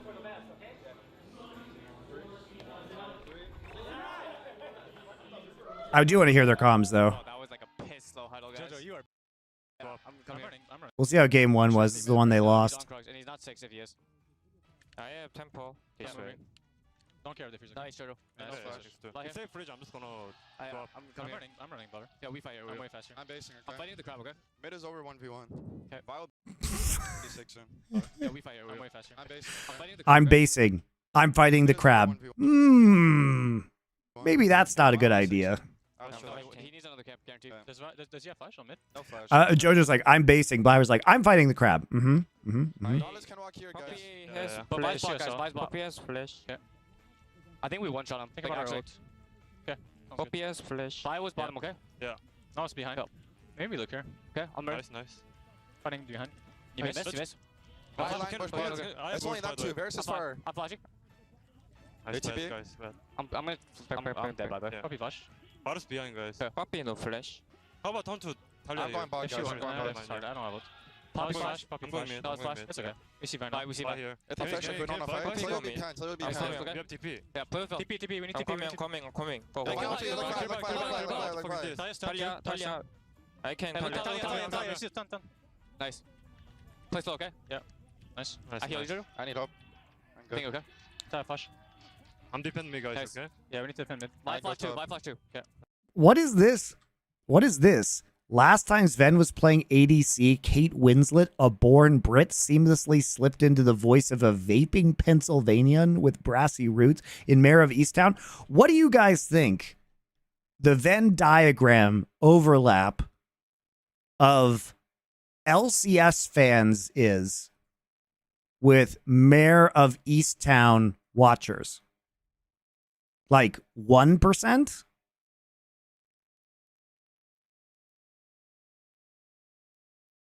Like what?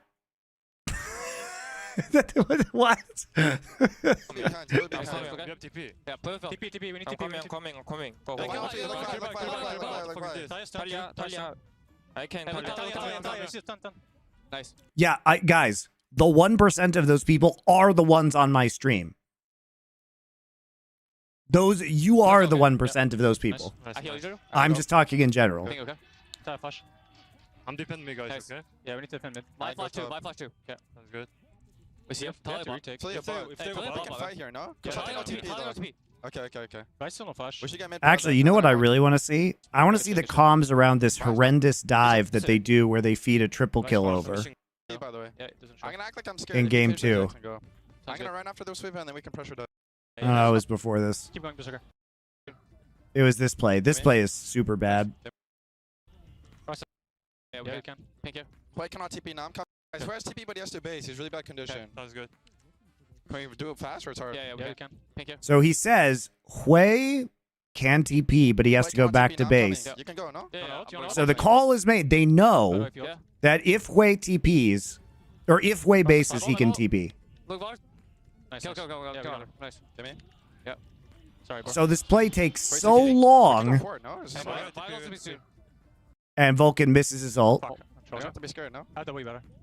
Look, buy, look, buy, Like, WIW. Look, Look, buy, look me, kill him, kill him. look, buy, guys. We can win this. We win. If I So they have. keep going, Berserker. We win. They do not win. I'm out of the fight, okay? Bye, with 5 seconds, okay? Yeah. Fuck, I trolled my ult so bad. He did troll his ult super hard. Yeah, he has no mercs, by But the you way. can't say things like that in comms, guys. That is just comm Yeah, clutter. You should hover one time. If Rakan leaves, we can dive. Buy going top here. Yeah, I know. He didn't see, by the way. Yeah, it doesn't show. I'm gonna act like I'm scared. If he finishes, Vice Varus versa. mission, guys. Yeah. Bye, Hey, look basic. here, look here, look here. yeah, has flash. Doesn't matter. We should get. I'm gonna ult Phil. Yeah, I'm looking. He's alone. He's alone. We got him. Nice. Pie cancel. Pie Yeah, cancel base. Good Nice. shit. I got shot too. Did he flash? Yeah, he flashed. Good shit, good shit. Rye's not there, no? I'm gonna go. Try to kill. These comms are really bad. It's like they're giving the information, but they're super cluttered, We're Good, fighting I don't think slowly. we way beyond. We need to. and they're not actually paying attention to the information that they're giving each other. Here, look, Varus. I'm just gonna die. Maybe help Jojo. Try run, guys. Try Run, run, HP. Can't win. No, it's not. He coming. Yeah. Poppy Yeah, coming. probably flanking us or something. Yes, be ready for They fight. can flank. Varus no Genite. I hit Nas again. Nas can chunk. All right, so they're like, Poppy's flanking us. Poppy can flank. We have one blue. Poppy R, Poppy R. I'm fine, fine. Yeah, Hey, guys, watch me, watch me. Hi, bird. But vinyl. Okay, I just want to check. So they know that this is coming. We have one blue. Poppy. Poppy R, Poppy R. I'm fine, fine. Yeah, Hey, guys, watch me, watch me. Hi, bird. But vinyl. Bars and nice notes. I'm just dead. I'm cooked.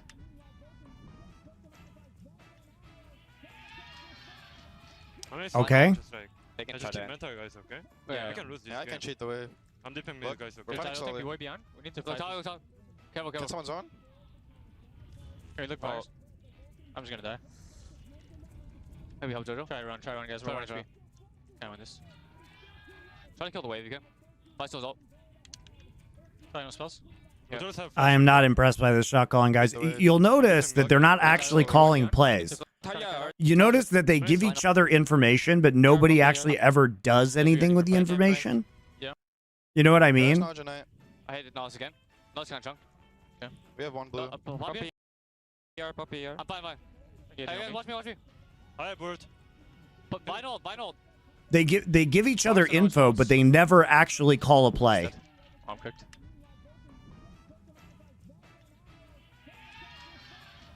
I mean, it's Final. okay, just like, They I can just try keep that. mental, guys, okay? No Yeah, one I calls can a cheat the play. wave. I'm dipping mid, Look, guys, okay? It's like Poppy could be flanking, guys. Poppy could be flanking. And I also got stamina. Poppy coming. Yeah. Poppy coming. They have a ward right They here. can flank. They have a ward right here.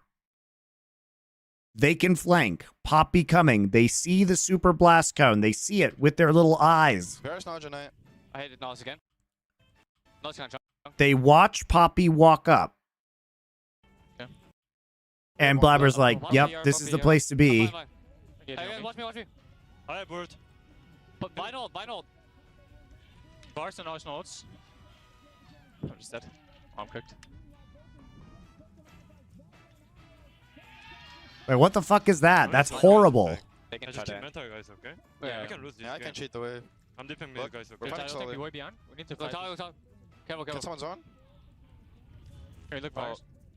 I'm just gonna die. Having cluttered comms where you give each other information and then nobody actually makes a play call is the worst kind of comm, by the way. We just have flash, okay? See you, Jojo. Guys have to go. Yeah. It's Final. okay. Hit it Nas again. Nas can chunk. It's a nid trap, not a ward. Oh yeah, you're right. It is an Italy trap. But I mean, you shouldn't be there. Poppy coming. Poppy's flanking us. Like you should not. You're right. It is an Italy trap, but you shouldn't be here because you don't have vision. Right? You're right. It is an Italy trap, not a ward. My bad.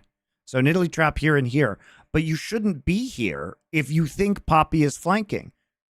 Right? Because it's the only place Poppy can flank from. You have a ward here. You have minions here. You would see it coming any other direction. And it's a Chemtech rift, so you have to know that there's a possibility that there's the upgraded blast cone there. There's no Genite. I hit it Nas again. Nas can chunk. We have one blue. Poppy here. I'm fine. Hey, watch me. Like you have, this is the one spot you don't have vision Hi, Bird. of Vi or Poppy. Bars and nice notes. I'm just dead. I'm cooked. Can someone's on? Isn't the game already? It doesn't matter. We're evaluating their comms. Talia. Like, just listen to all of their comms. Bars behind, guys. Poppy no flash. See this? I think we one-shot him. Think Like, about actually. our ult. Okay. Poppy has flash. Fire was bottom, okay? Now it's behind. Maybe look here. Okay, I'm ready. Nice. Fighting behind. You miss, you miss. High I line, can- push I behind. can- I have It's only Bird, by not the two. way. Varus is far. I'm flashing. Bottom, okay? Yeah. Nobody makes a call. They are literally talking right now about we can one-shot Poppy. Behind. Maybe look here. Okay, I'm ready. Nice. He blocks the Poppy ult by going unstoppable, so Thanatos makes a nice play, and then the play gets changed without anybody saying anything. You miss. They literally, Blabber and Vulcan just decide to go on this Nautilus that they find. It's only not two. Varus is far. I'm flashing.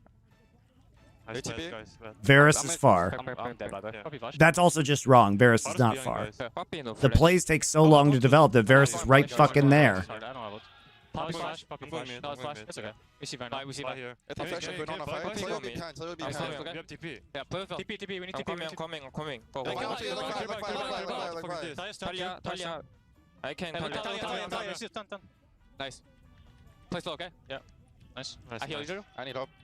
I'm I think good. okay. Talia flash. I'm defending me, guys, Nice. okay? Yeah, we need to defend mid. Alright, Live flash go two, top. live flash two. Yeah. Sounds good. We see him. We have Talia to bot. retake. Talia If they bot. if Hey, they go Talia We bot, can bot. fight here, no? Yeah, Cause I Talia got on TP, TP Talia on though. TP. Okay. guys still no flash. We should get mid power then, and then I'm going top. Watch them fight without Thanatos TP being up here, by the way. Come, Yeah, yeah, Talia on TP. No flash, no flash, Yeah, no flash. So remember that Talia has wall. Coming. Fighting. I'm okay. I can use art. I'm going in. Yeah, Look go me. ahead. Careful, Why am I bot. ult me? I'm coming. Talia art. Talia, look Press at low, me. guys, press low. They literally fight when Talia has ult up and Thanatos has no TP. Fire, 10 seconds. So they We're fine, they second. opt into a man disadvantage. Then I'm going top. Hey, look at him. Top. Two, live flash two. Yeah. Sounds good. We see him. We have Talia to bot. retake. Talia If they bot. if they Hey, go Talia We bot, can fight here, no? Yeah, Cause I Talia got on TP. TP Talia on though. TP. Okay. guys still no flash. We should get mid power then, and then I'm going top. Hey, look at him. Come. No flash, no flash, no flash. I'm We have to retake. We Talia should bot. get Talia mid bot. prio and then I Talia go on TP, top. Talia on TP. Okay. Guys still no flash. We should get mid power then, and then I'm going top. So they talk about getting mid prio and then Vulcan and Blabber just get distracted by Nautilus. I'm coming. Fighting. I'm okay. I can use art. I'm going in. Yeah, Look go me. ahead. Careful, Why am I bot. ult me? I'm coming. Talia art. Talia, look Press at low, me. guys, press low. Talia no flash. Fire, 10 seconds. We're 5 seconds.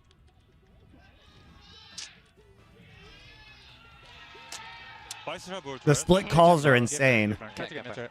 Yeah. Are you just not connected for these fights, or what can we do better? Because it feels I like was far. we fight and we never fight them. I was kind of far. Kogi was far, and I also got slammed into the wall. If Poppy shows top, I just wish get he mid might. power then. Okay. Yeah, but you knew Poppy was there. Talia flash. Talia, stop you. Talia. Yeah, we need to. Hey, look at him. Come. Talia on TP. You literally see Poppy right here. No flash, no flash. And then you all in a Nautilus. Fighting. I'm okay. I can use art. I'm going in. Yeah, Look go me. ahead. Careful, Why am I bot. ult me? I'm coming. Talia art. Talia, look Press at low, me. guys, I'm press coming. low. Talia no. Comms are terrible, is the answer. Those are some bad comms.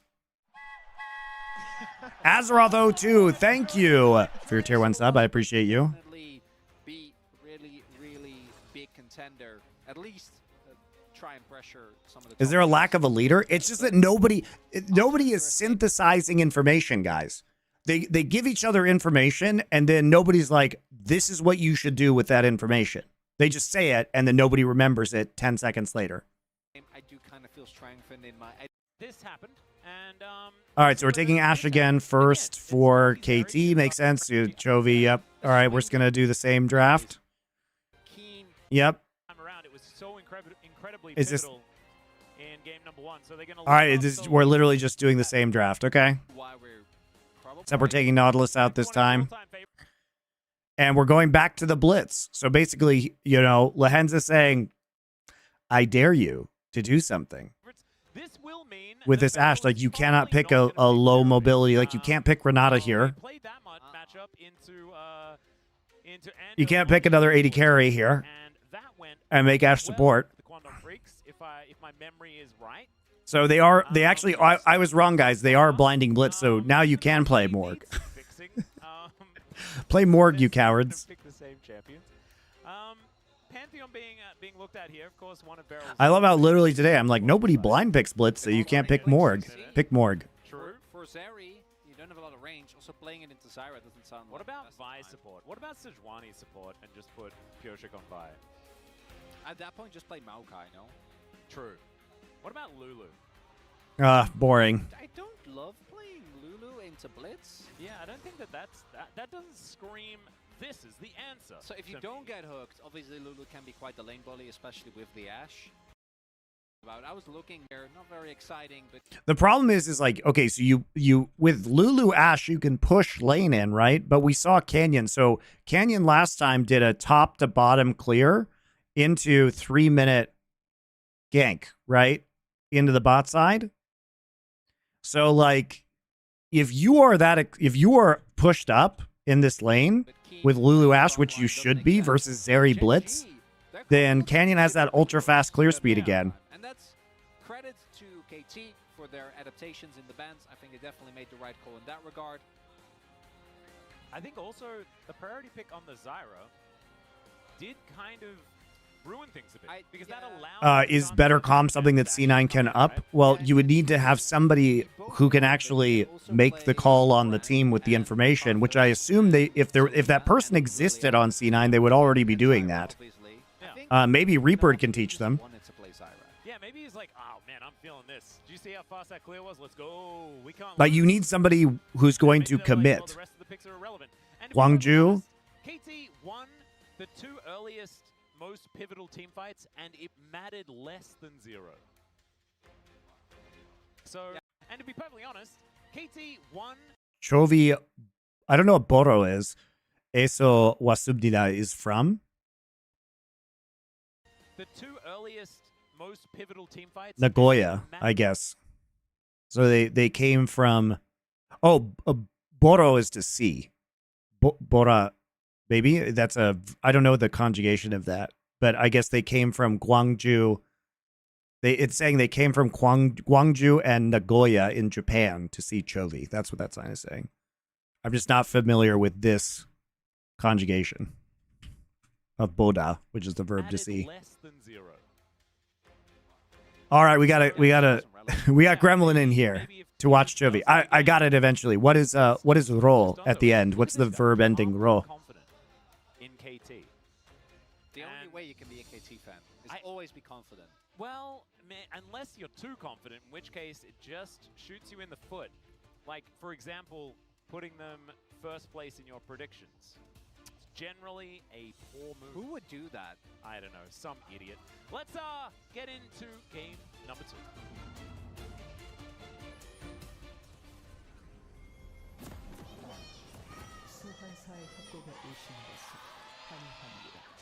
My Korean's getting better now that I'm back in Korea, guys. All right, pretty even spread. And I'm in like the boonies of Korea where I'm the only white person. So I really have to speak it. Trying to keep us in the dark there as much as possible. But the hook is not going to connect. BDD just a little bit further away from the brush. But let's see. Let's see whether Deft is once again going to be in exactly the wrong spot, having to blow flash very early on, whether this time around he is going to learn. Because I think it's one thing to pull out the Zyra and have that performance in game number 1. It would be another thing if KT walk into the same pitfalls again straight away. There's no way. I still, don't get me wrong, expect... How good is Chovy compared to Prime Faker? Never saw Prime Faker.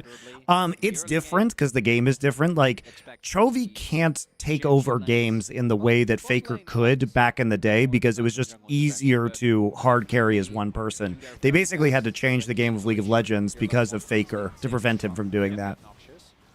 It was also Prime Faker was like, ooh, he's going to play a champion in mid lane that you've never seen played mid before and then just completely shit on you with it. So, like, I think Faker was flashier in a way. But for Chovy to be this good when all the roles are more balanced is very crazy.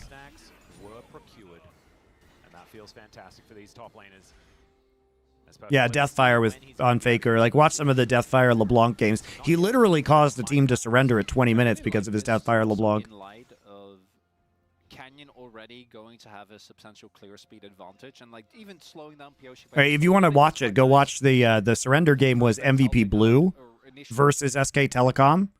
And he plays LeBlanc, and there's a bunch of players. Deft is on MVP Blue, by the way, and that team surrenders at 20 minutes.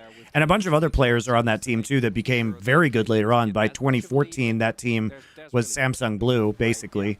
And it had Acorn and Hart on that roster as well, and Easyhoon. Easyhoon was the mid laner of that team. Deft walks into exactly the same position at the exact same time.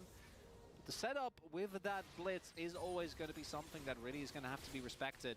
As we do see, the reason why the Lulu still has a ton of power is obviously because, particularly early on in combined... All right, so here we go. It's the same top-to-bottom clear that we saw last time, except now Zyra, they're expecting the 3-minute Zyra, so they clear vision right away.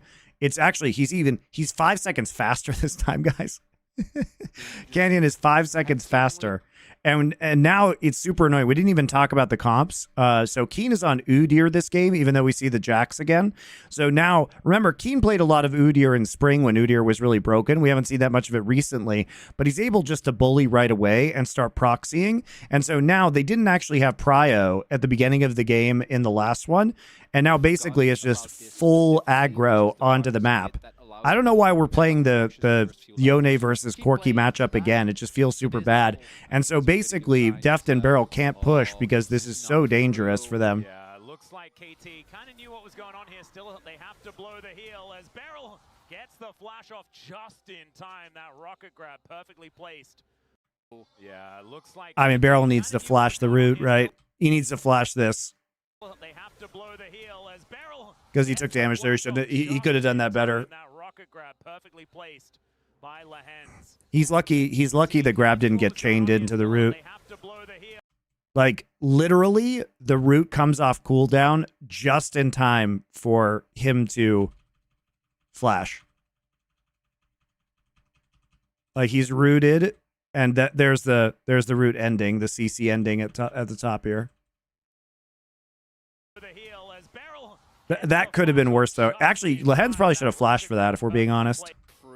Yeah, looks like KT kind of knew. Like, I feel as soon as this root hits, this is a guaranteed kill. If Blitz flashes here, if Blitz flash Qs, then Beryl dies. I'm pretty sure. The flash off just in time. That rocket grab perfectly placed by Lehens. But look at this. I mean, this has done enough to get them all of that control. Heal and flash now down on Beryl this time, but it's still the same problem. Now, Lehens at any point can flash on top of Beryl. If Kenyon's in the vicinity, that's just going to be the end of it. Yeah. It's tough to play against Genji. Plus, that's really the takeaway here. It's not a fun time. It's not. I just don't understand giving Chovy this. Like, if anybody's going to know this matchup of Yone versus Corki, it's going to be Chovy, right? It just feels really weird to opt into this matchup if you're KT.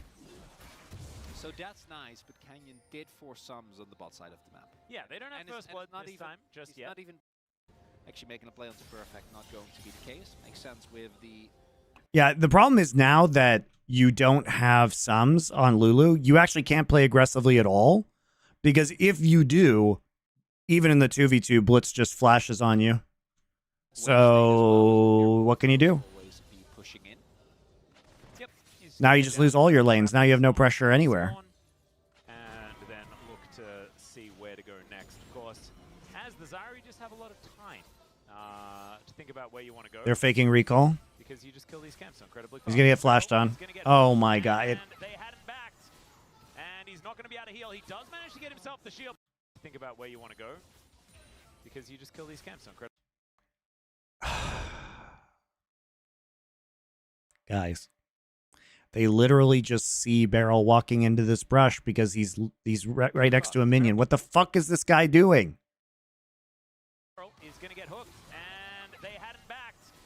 And what the fuck is Beryl doing? But that is once again first blood. This time, no Canyon required for the secondary portion. Why? Does manage to get him to think about where you want to go. What you say? That you only meant well, cause you did. What you say? That it's all for the best, cause it is. What you say? That's just what we need. You decided this. What you say? What did she say? Terrible. Of all people, should know that against Lehens, Lehens didn't even have to flash. That would make to me feel a lot better, right? If you have to flash and then... I don't know what he was thinking there. But no, he doesn't even have to flash. He just gets a free hook off. And right now, Genji is doing the exact... It's literally, it's the same game. Yeah, it's the same game. As there's the flash hook, and Deft has to flash. And that's going to mean that he is even more susceptible. I hate Beryl and Bioshick so much, guys. I hate them so much. On his flash, and so Why are they on Canyon KT? to get done here as he's looking to start off this dragon. We could have had Lehens and Cuz on this team. There's nothing you can do. Realistically, like now Jesus Death Christ. doesn't have his flash. I mean, the only Lehens factor just of punishing Canyon KT's is that roster he is decisions. stronger. And Canyon, one of the big weaknesses that I do think you have with Desira is obviously if you fall behind in tempo, I think the pick Incredible is gonna be production. right. I know, dude. Faded. This is You're getting what your pressured. sub money goes to, guys. The Brio, they have it, their lanes. Yeah, and You're welcome. Finley is trying to rotate over as Kane is just Thank you, Dibix. You get it. You resubscribe. Thank you. Is he gonna? I was about to say, is he like if he? Thank does you. that That's what I with deserve. blood and ganks, At least have the human decency to follow my channel. But Perfect lost farm because of that. Because he pulled the People wave think this forward guy's and better doing than it. Mako and Mata. Yeah, I mean, I think Mako is probably the support code at this point in time. Tates won. Thank you for your Twitch Prime sub. I demonetized my stream so that you can, give you entertainment. So I appreciate your Genji are not Bezos only bucks. doing that on the bottom side, not only doing that in the jungle, but they're also doing it with top lane now. I deserve them more than other people. I think we can all The bonus part agree. of me is that while all of this is happening, Chovy's like, I got my call, I got my tear. I am vibing. I don't need to do anything. I just need to last hit my minions. My side lanes are winning. My jungle is winning. What a great life. Yep, must be good. Must be good. He's also then like still probably the greatest laner that we have. So it's just kind of nutty that he isn't even necessarily required to do that thing that he's known for. Although he is still ahead by more than a Need wave. that music going. I'm with you, man. There's head flash. If you guys sub, I will demonetize every time. It's worth it. We love the entertainment. You're welcome for the money, Dave Grohl and Imogen Heap. All right, we are just playing way too aggro. We don't want extended fights, guys, in this bot lane. Even though Pays does have ult, doesn't use it. However, Canyon's coming down, so the push-up will be punished. Thank you, physicist. I appreciate your subscription. What should we name this sub, baby? I don't even know what that means. There's the flash. Doesn't manage to get too much, but there is the hook from Lehens to lock down the kill for Pays once again. It's the summoner advantage playing such a big part. Doesn't manage to get now Pays. There is the hook from Lehens to lock down the kill for Pays once again. Oh, 9 months. It's the summoner advantage. I see the sub, baby. I get it. I don't know. Even with a level deficit, Not Pioshik. strong in that all in. But if you don't get to do your damage, you can just get to disengage at will because they have sums and you don't. And that just buys time for Canyon to show up in the nick of time yet again. Further building out this gold lead for Gen G. Man, this is ridiculous. Just under 2,000 here at 8 minutes and 20 seconds. Trophy going to have his back stopped just a little bit there. And here it is one more time. Lehens doesn't find the hook. And it was So it's the missed hook that causes the turnaround, and then Pays goes ult. They think they can all in because Def doesn't have 6 yet. But the extended trading power of the Ashe and the Lulu is pretty crazy. So once you miss the hook, it's kind of over, and Canyon wasn't there quite yet. Just can't cross the gap. And then here, Barrel, his flash is back up, and he has to use it They do immediately. force the flash again, though, which is nice. Finds the CC, Pays just standing. Robo Cha-Cha. Thank you for the Twitch Prime sub. Appreciate you guys. Canyon's still here. Yeah, we do have the hawk shot. I believe Canyon not in amongst that one whatsoever. And so doesn't have flash anymore, of course. Used that in the last exchange. See where he needs it, though, as this big wave is stacking up. And oh, no. The grasping roots will connect. Oh, God, dude. The bait here is so crazy. Canyon just pitching intent bot lane this game. Sees the massive wave coming up. And even though Pioshik is there, I mean, Def just walks into the grasping roots, and you do not survive. You do not survive that.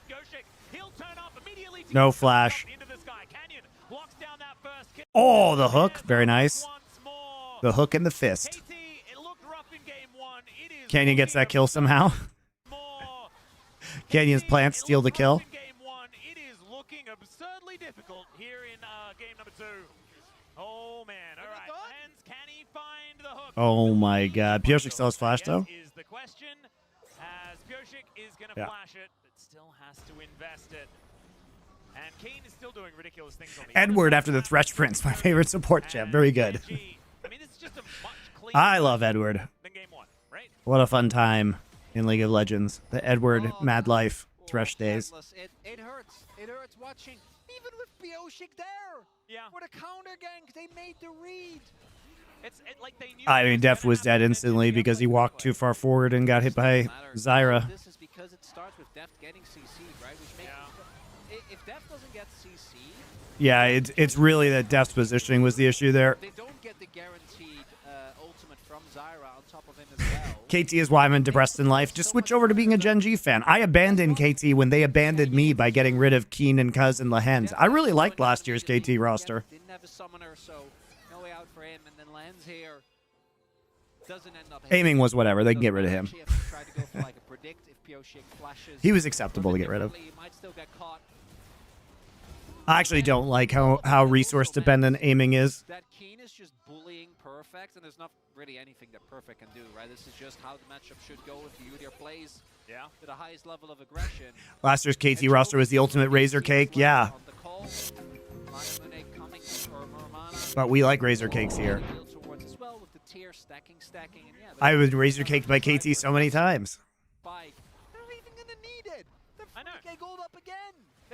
He's gonna finish 2 items and he's gonna use it to kill a Nexus. As Lehens misses a hook, so that might be an opportunity here for KT, who have done A damage to a turret here. Is now BD fighting against Chovy, but Canyon, he shows up. Pioshik in the area, he'll find a Glacial Prison this time to get the knock-up. Ulti comes through as well. Can they kill Canyon? The answer is yes. Is now BD fighting against Chovy, but Canyon, he shows up. Pioshik in the area, he'll find a Glacial Prison this time to get the knock-up. Ulti comes through as well. Can they kill Canyon? The answer is yes. Nice job by BDD on the ult and the snapback off of the Zyra ult. That's okay, though. He's Def's dead. Oh my god. Oh, okay, flashes. So there we are. They deserved the flash. He This is how it works. he thought the Pays flash was coming through. Pays barely didn't have flash up though. He's got like 5 seconds on his flash. He thought Pays' flash was back up, but it's a few seconds away from being there. He didn't have to flash that. I wonder if he was expecting Pace to maybe flash forward, Yeah, he was, but Pays had like 5 seconds left on his flash cooldown timer, so he thought it was back up almost certainly. On that as well. I wonder if he like Just shielded Def before he ulted. Yeah, as he fired off the arrow. it's beautiful. It's something, you know. They get the kill. Gonna need a lot more. We saw the team fighting last time around. Oh, well, Keen is going to discover Perfect. They circle at one another, and Keen's circle works. Perfect is not going to quite find it. Still, he should be. Chovy fighting with BDD. The 1v1, not too bad, but they don't have a vision in the river. And then Canyon walks up. This is what we were talking about with Zyra. One of the weaknesses that she does have is that if you do get engaged on, you'll be able to do a lot of damage. But generally, you are going to go down very, very quickly as an immobile mage. So an example of that there is, oh, Pioshik. I do hate that casters do this. They say immobile mage like Zyra, but immobility is an absolute state. If you're immobile, you cannot move. That's what the word immobile means. What you mean is a low mobility mage. It's just one of the things that triggers me about casting, guys. Find the Winter's Wrath, and it does absolutely nothing. Just one of those things that triggers me. His team, Canyon going to be able to lock down Drake number 2, and Immobility is an absolute state of being. Do you? No, you don't. I'm trying to go for a positive tack here. Now, Xerath, when he's ulting, or Jhin, when he's ulting, those are immobile. You know, there's turtle stance. Zyra is not immobile at any point in time. There we go. Some value. It's all right. It's impressive that Chronicler casts in a second language anyway, so. Yeah, there we go. His passive. It's beautiful. Better build a tier. And frankly, like, a lot of English All right. first language casters say immobile when they shouldn't. Whether the dragon is a conversation that we necessarily need to have, because I don't think a soul is what's going to be winning this game. It feels like Gen G are in a whole lot of control regardless. I prefer to think of it as a conversation we get to have, because it's a low stakes game. God, the plate's on top side. I mean, basically, like, bot has been camped and Keen has just been perma-pushing top, getting huge advantages. Isn't Chronicler Australian? No. He's Dutch. That's why he can't say the sound TH. He says worf. Not the first time, and I think all of us are still, remaining a little bit cautiously optimistic, but it feels like this is the real time. This is the one that's going to stick. Genji are still very much in a league of their own, it seems. For KT, going 0-3. He's a good caster, though. I like listening to him. We all mean about, the fact that they sent on Nautilus, Genji, and we're the only These are minor complaints in the grand scheme of things. The second time they met, if I remember correctly, it was just a swift 2-0, and Speaking of old Zyra, that passive of hers was awful. Oh, the post-death one where she turned into a plant and shot the spike. Canyon and Lahen's buddies waiting. There's no one coming, but they don't. I hope KT goes 0-4, dude. That's my dream. I will have a massive erection if KT goes 0-4. They deserve to be punished. They do so. Jovi moves up towards this turret. Canyon uses his plants in order to save a couple of turret shots from these minions. May not necessarily be needed, but still cool little tech that you can do on the Zyra. And Deft is just trying to hold on to the minion wave in that mid lane. Keen still being frustrating, and the amount of pressure on this map is just insane. We can see here, gold leads abound, and it's Chovy that is the biggest benefactor. That's so funny to me. I know, isn't that crazy that Chovy would be super far ahead in gold? So he still is first striking it up, right? That's like first strike as well as global gold as well as his I have not seen the new champion abilities yet. I saw that they released them, but I haven't watched Aurora's abilities yet. Comes down. Genji, I think they want to avoid what happened in the previous game where they were in this position and then, they had a couple of team fights that didn't really I saw that they are appealing to furries once again. Everyone is playing it a lot cleaner this time. Indeed. This time Keen able to move in. He's going to play that front line. They managed to get the charge. It was Lahen's, and Lahen's is going to dive back in again. Use Shelly as a little bit of a speed boost, moving down towards that bottom side. Look at that. Drift King.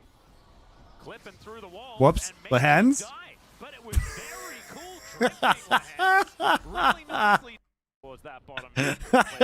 I didn't expect that to be the end of it. It was Lahen's, and Lahen's is going to dive back in again. Shelly is a little bit of a speed boost. Moving down towards that bottom side. Look at that. Drift King. Flipping through the walls and may just die. But it was very cool drifting Lahen's. He just laughs. Look at him. He's just laughing. He doesn't care. Look at his face. That's the most Lahen's moments. That's the most Rift Herald moment That's your we've had. MSI. Really not down towards that. That's actually so funny because look at this. It has 700 HP, so it can be smited by Pioshik, right? So Pioshik just walks up and smites it. Through the walls and may just die, but it was very cool drifting Lahen's. Really nicely done. His team's just... where was he going? His team's not anywhere nearby. The wave is up here. Like, his team just left. Canyon's back in the jungle. They're just farming mid with Zeri, farming top with Corki. Like, such a stupid play. Whatever. That was a Singed player play through and through. Outcome of the game, absolutely irrelevant. As He had to do it to him, Atlas. Yeah. He had to do it to him. he did. We don't know why, but He was like, that's not a good thing for you. well, he did it again, and it was once again. We need another Cho'Gath champion, like huge beefy monster. They're not going to release that, guys. He just wasn't quite sure whether it was actually a bad They're idea. only going to release, furries that So the one thing make that their does give audience horny. is a lot more vision control towards the bottom. Like, they're not going to release monsters, guys. Even Belveth is secretly hot, right? She's like a naked chick inside a stingray. Canyon offering a bit of damage back. Does have his Leandres, but isn't actually fully complete. They know that the giant monster is not going to sell to the Chinese player base. As Keen is going to circle up and walk towards him. as the Udyr loves to do. Vision now going down as this dragon has been stuck. What a way to put it. That she is. What Belveth is a naked chick inside a stingray. What do you? That is what she is. Gen G as they teleport in. Chovy looking to make his way over. Pyosik using the walk tactic very nicely, but so's Keen, and his does some damage. Pyosik gonna have to get out of there. Permafrost does come on through. There's the ulti, but Pays just dodges out of the way. And BDD not going to have that for this next fight. Now Lahen's moving down, wanting to find that rocket grab. We'll see whether he can get it. His flashes abound. And that is another one. The ulti just going to pick it up. Speaking of ultis, Lahen's going to have that for this next fight. Now Lahen's moving down, wanting to find that rocket to get out of there. Permafrost does come on through. There's BDD just misses ult. goes Keen, and his does some damage. Yoshi gonna have to get out of BDD's like, I'm here, and I'm going to ult Pays, and Pays just dodges out of the way, just dashes out of the way. All right. And then KT's like, haha, I'm in danger under this turret. Def just gets hit by everything, and there you go. Game's over. The bottom lane is eviscerated, and Gen G never even really need to go for too much of a fight because KT BDD got flash. He didn't get flash. Pays just used wall ride. But the flash ultimate, right? It's a guarantee to play. I like how Pays kills Beryl with the ultimate, which is a circle around him.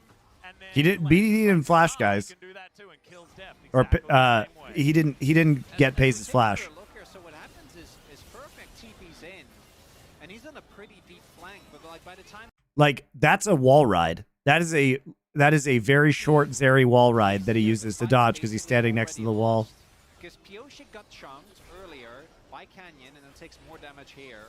Keen is making Udyr look like the Bible pick again, which honestly might be the most impressive. Nice flash though. Nice flash from Canyon. Keen is Pyosik got chunked. Like Canyon, the real hero for flashing in on Zyra here. Keen is making Udyr look like the Bible pick again, which honestly might be the most impressive thing out of this whole sequence of events. And then Lahen's just flash shots.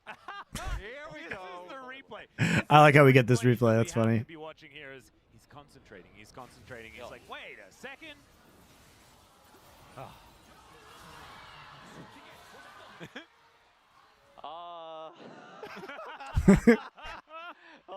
네, 전령. 아니, 형 그럴 것 같았어, 뭔가. He says I died. I didn't hear what. 괘씸해. What does he say? 아니, 형 그럴 것 같았어, 뭔가. 야, 너무 괘씸해. This man has had to deal with Lahen's shenanigans for like a year and a half now, Atlas. Oh man. He's like, he knows that you did that. Know that you had an accident. Just basically. a little accident for Lahen. Just a little bit of a happy accident for Lahen's. One of those things that does happen, and I think he made up for it pretty well. I knew that would happen. He said, "Oh, okay." Contribution this time around pays. Not, Thank you. anywhere near having the performance from game one. It is very clean. As Perfect is just getting chased down by the Udyr, and this reminds me of the original Udyr. You know, like he wears his ice and fire clothes, you know? Yeah, the Kanik Rookern one that was just abusing just how tanky this guy can be. He's now got a Sunfire Cape, he's got a Frozen Heart, and he is just incapable. And it feels great for the team playing. Yeah. Has that been good this year? Not really. It's also like it kind of compounds upon itself. As we have a play here. Do we think Pyosik will survive is the question. As Keen is walking in amongst three people and looks like he does not care. Pyosik gets the wild growth. Will be able to get out of there. They sacrifice a fair bit of their health bars. Decent knock-up from BDD as well onto Chovy. As Perfect grouped up with the team. Not too much invested here though on the side of Gen G. It is just Lahen's ultimate. As KT think that they might have an opportunity on this outer turret. There's the hook. This time Pyosik going to be able to avoid it. Grasping Roots not going to be able to find it. And alright, they get the redemption. Health bars back up here. It's going to be an honest 5v5 if they do manage to find it, as Pays going to suffer 2 out hooks so that they can have some... And we're just setting up all the vision control for free hooks. As Beryl, Whoops. he's the one that gets the flash hook out. And that's understandable. It's worked for Lahen's in the past this game. Skin comes on over. I love watching Gen G play with this Blitzcrank. They're so funny to watch play with it. Like in the finals of MSI, it was so funny. As there is a back to come through from Lahen's. Needs to get some wards back up. To control wards back in the back pocket. Hey, this is not too bad for KT, because Gen G, they don't actually want to run the risk of getting... It's not too bad for KT. Chronicler, my guy, they're 8,000 gold behind. I do. Gen G is on Soul Point in a minute and a half, and KT is at an 8,000 gold deficit. Definitely just started and win the game. Yeah. I think they just... Coach Kim probably, you know, he's in his summer club. He's like, guys, hey, I know you got the win, but Shot for every hook game. Yeah, that would be we're sorry, boss. rough. Yeah. We'll do a little bit better. And you were talking about item spikes. Chovy's hit a few of them now. He's 3,000 gold ahead. Perfect is probably dead here. As does manage to Chovy casually 3,000 gold ahead in mid lane. Very nice. Come through, and Pei's gonna lock up his fourth. And that should mean that Gen G can just waltz on over to this Baron, pick that one up for themselves. We'll see. KT can maybe get some... Yep, everybody walk up and get blitz hooked. All right. All right, there's a glacial prison as Pioshik tries to find it. The arrow goes entirely Dude, I love Lehens. This guy is so hilarious to watch play this game. I mean, he has flash, right? And so the thing is like he's so annoying because if you don't CC him, he's going to grab you, but you have to waste glacial prison on the blitz, and then he just flashes over the wall and then pulls you out of pit, so you can't actually get over here to contest, and you can't do anything. He literally does nothing while his team dies. All right, back to Baron. He is a bit Owen Wilson, but I just don't think that's going to be the answer here. As Keen, he's even going to look for him. Does not want to risk any sort of response.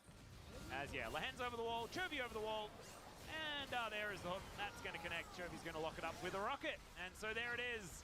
BDD is the only one that is still from KT, understandably. Gen G, they're just too damn good. The damage that comes out from Pei's and Chovy here completely invalidates any form of healing that might be. Gonna need to do Surrender. Yeah, you can't surrender in games anymore. They stopped that like 10 years ago. You used to be able to surrender in games. I don't know why they don't let you do it. It's lame. Keen also, against the relatively pure physical composition, does now have 3 items that have armor in them. One of them being the one with all of the armor in it. Yeah. He was already ignoring everything. Yeah, he's sitting at well, I saw 290 there. Yeah. For his armor. That's a lot of armor, Atlas. It is quite a bit of armor as Pioshik is going to throw out the sad B. Pretty understandably so as well. As Megacone for Pei's gets him right towards BDD. I think he's too worried, although BDD can still theoretically catch him as picks the gap there. Does Pioshik, a little bit unfortunate as he manages to part the Red Sea, as it were. And a hook going to be avoided there with an Arctic Assault, but my goodness, the damage is just ridiculous. And they still have more in the tank, right? Canyon still with the Stranglethorns available, as there is the Grasping Roots. He throws down that ultimate like I was talking about. And perfect, he has to get Wild Growth, but he's still taking so much damage. The hook is going to be avoided, so he'll be able to make it back to the fountain. But after they get their health bars back, where does the good news start for KT in this game? There's no good news, Atlas. We both... Jesus. I love watching Lehens blitzcrank, dude. This stuff is so funny. I don't know why KT's like running back this draft. Except it's even worse because they don't have Seraphine, and Seraphine was the only reason that they were, in the last game at all, right? There's no good news, Atlas. We both know that. Yeah, it is. It's not fountain, but he throws down that ultimate like I was talking about. And perfect, he has to get Wild Growth, but he's still taking so much damage. The hook is going to be avoided, so he'll be able to make it back to the fountain. But after they get their health bars back, where does the good news start for KT in this game? There's no good news, Atlas. We both know that. Yeah, it is. It's not happening. It's rocks in hard places, as we do like to talk about here in the LCK. And KT desperately trying to hold on, but it is just not going to work. It's 14,000 gold. Chovy just nuking Deft. And Deft could do nothing about it as the rockets rain down. Nexus Turret 1 will fall down. Nexus 2 sure to follow. And Gen G just looking for a few extra kills as they melt them on their fountain. Forces the flash inside the fountain with hook. Oh my god. Not happening. this round robin as Summer. That's absolutely for sure. Well, that was a stomp. Canyon making Zyra look like a must. All right, I'm gonna look at those Aurora abilities because I haven't seen her yet. Hold up, I haven't seen this. Huh? Huh? All right, hold up. Aurora damages an enemy 3 times with her spells and attacks. She will deal magic damage and exorcise a spirit to her, entering spirit mode and gaining movement speed and empowering her healing for 3. Okay, well, I love things that give you movement speed. They're not broken at the professional level at all. For every additional spirit following Aurora, the bonuses from spirit mode are increased by 5%. Okay, so basically, if any AoE abilities that she has. How long do the spirits last? Okay, there's another one. Oh, you can get them from the same target. Okay, very good.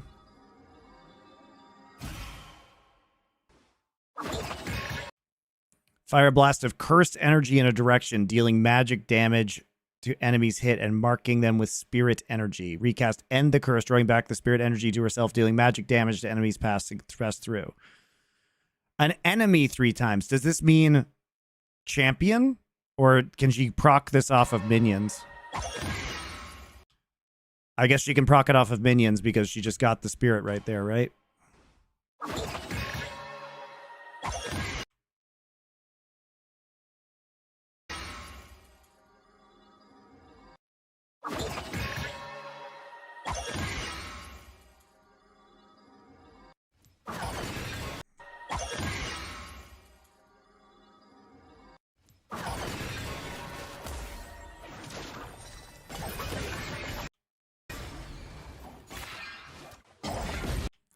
W, across the veil, hop in her direction upon landing, enter the spirit realm, become invisible and enter spirit mode? What? Takedowns on enemy champions reset she has a resetting invisibility? That's tied to a dash? This is stupid. You can hop over small walls with this ability. Oh my god, she seems so annoying.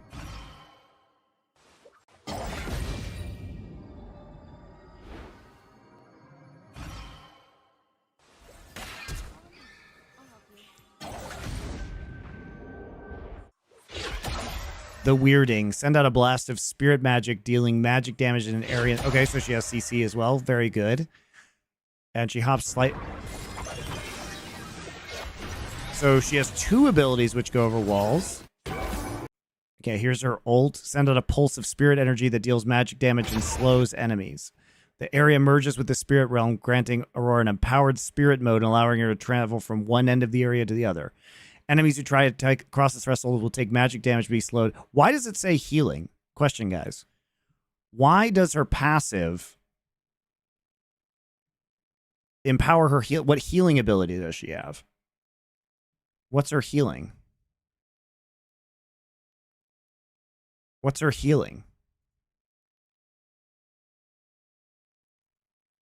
HP regen? Oh, okay.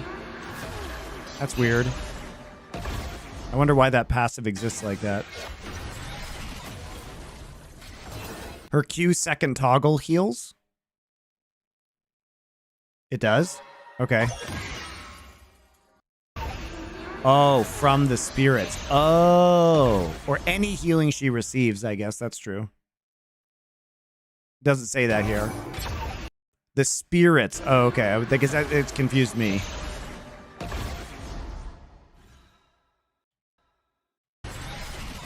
So if you... I'm sorry, I'm trying to look at this ult now. Allowing her to travel from one end. Okay, so it's like a Mordekaiser ult that she can just like reposition into the back line. And if you try and leave, you get pushed towards the middle. You get bonked, okay?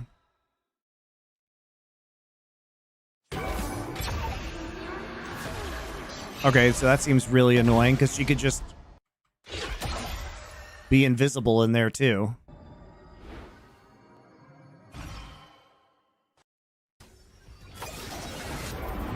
Oh god, okay, so she catches everybody in here. TP's around. Oh my, fuck this champ, man. I can't even tell what she does. This is too much for my boomer eyes. What is happening? Exactly. This is too much for my boomer eyes. I guess there's like a Yumi ult in there too. Oh god, Yumi on her is so terrifying. And then she's just like invisible. All right, I have no idea what just happened there. I'll have to get used to her.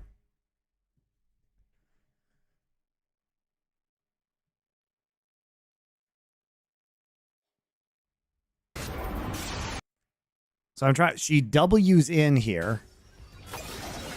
So she is invisible, casting her ultimate. Goes inside her ultimate while invisible. And she's using Q, then TP's to the other side of it while Yumi's on her and ulting and speeding her up. I mean, maybe I would have picked a clip without the Yumi speeding her because it's like really confusing, but that seems very strong to me.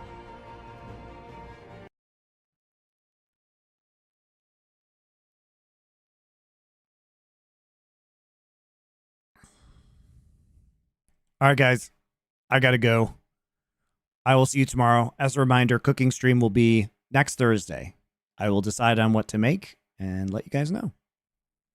See you then.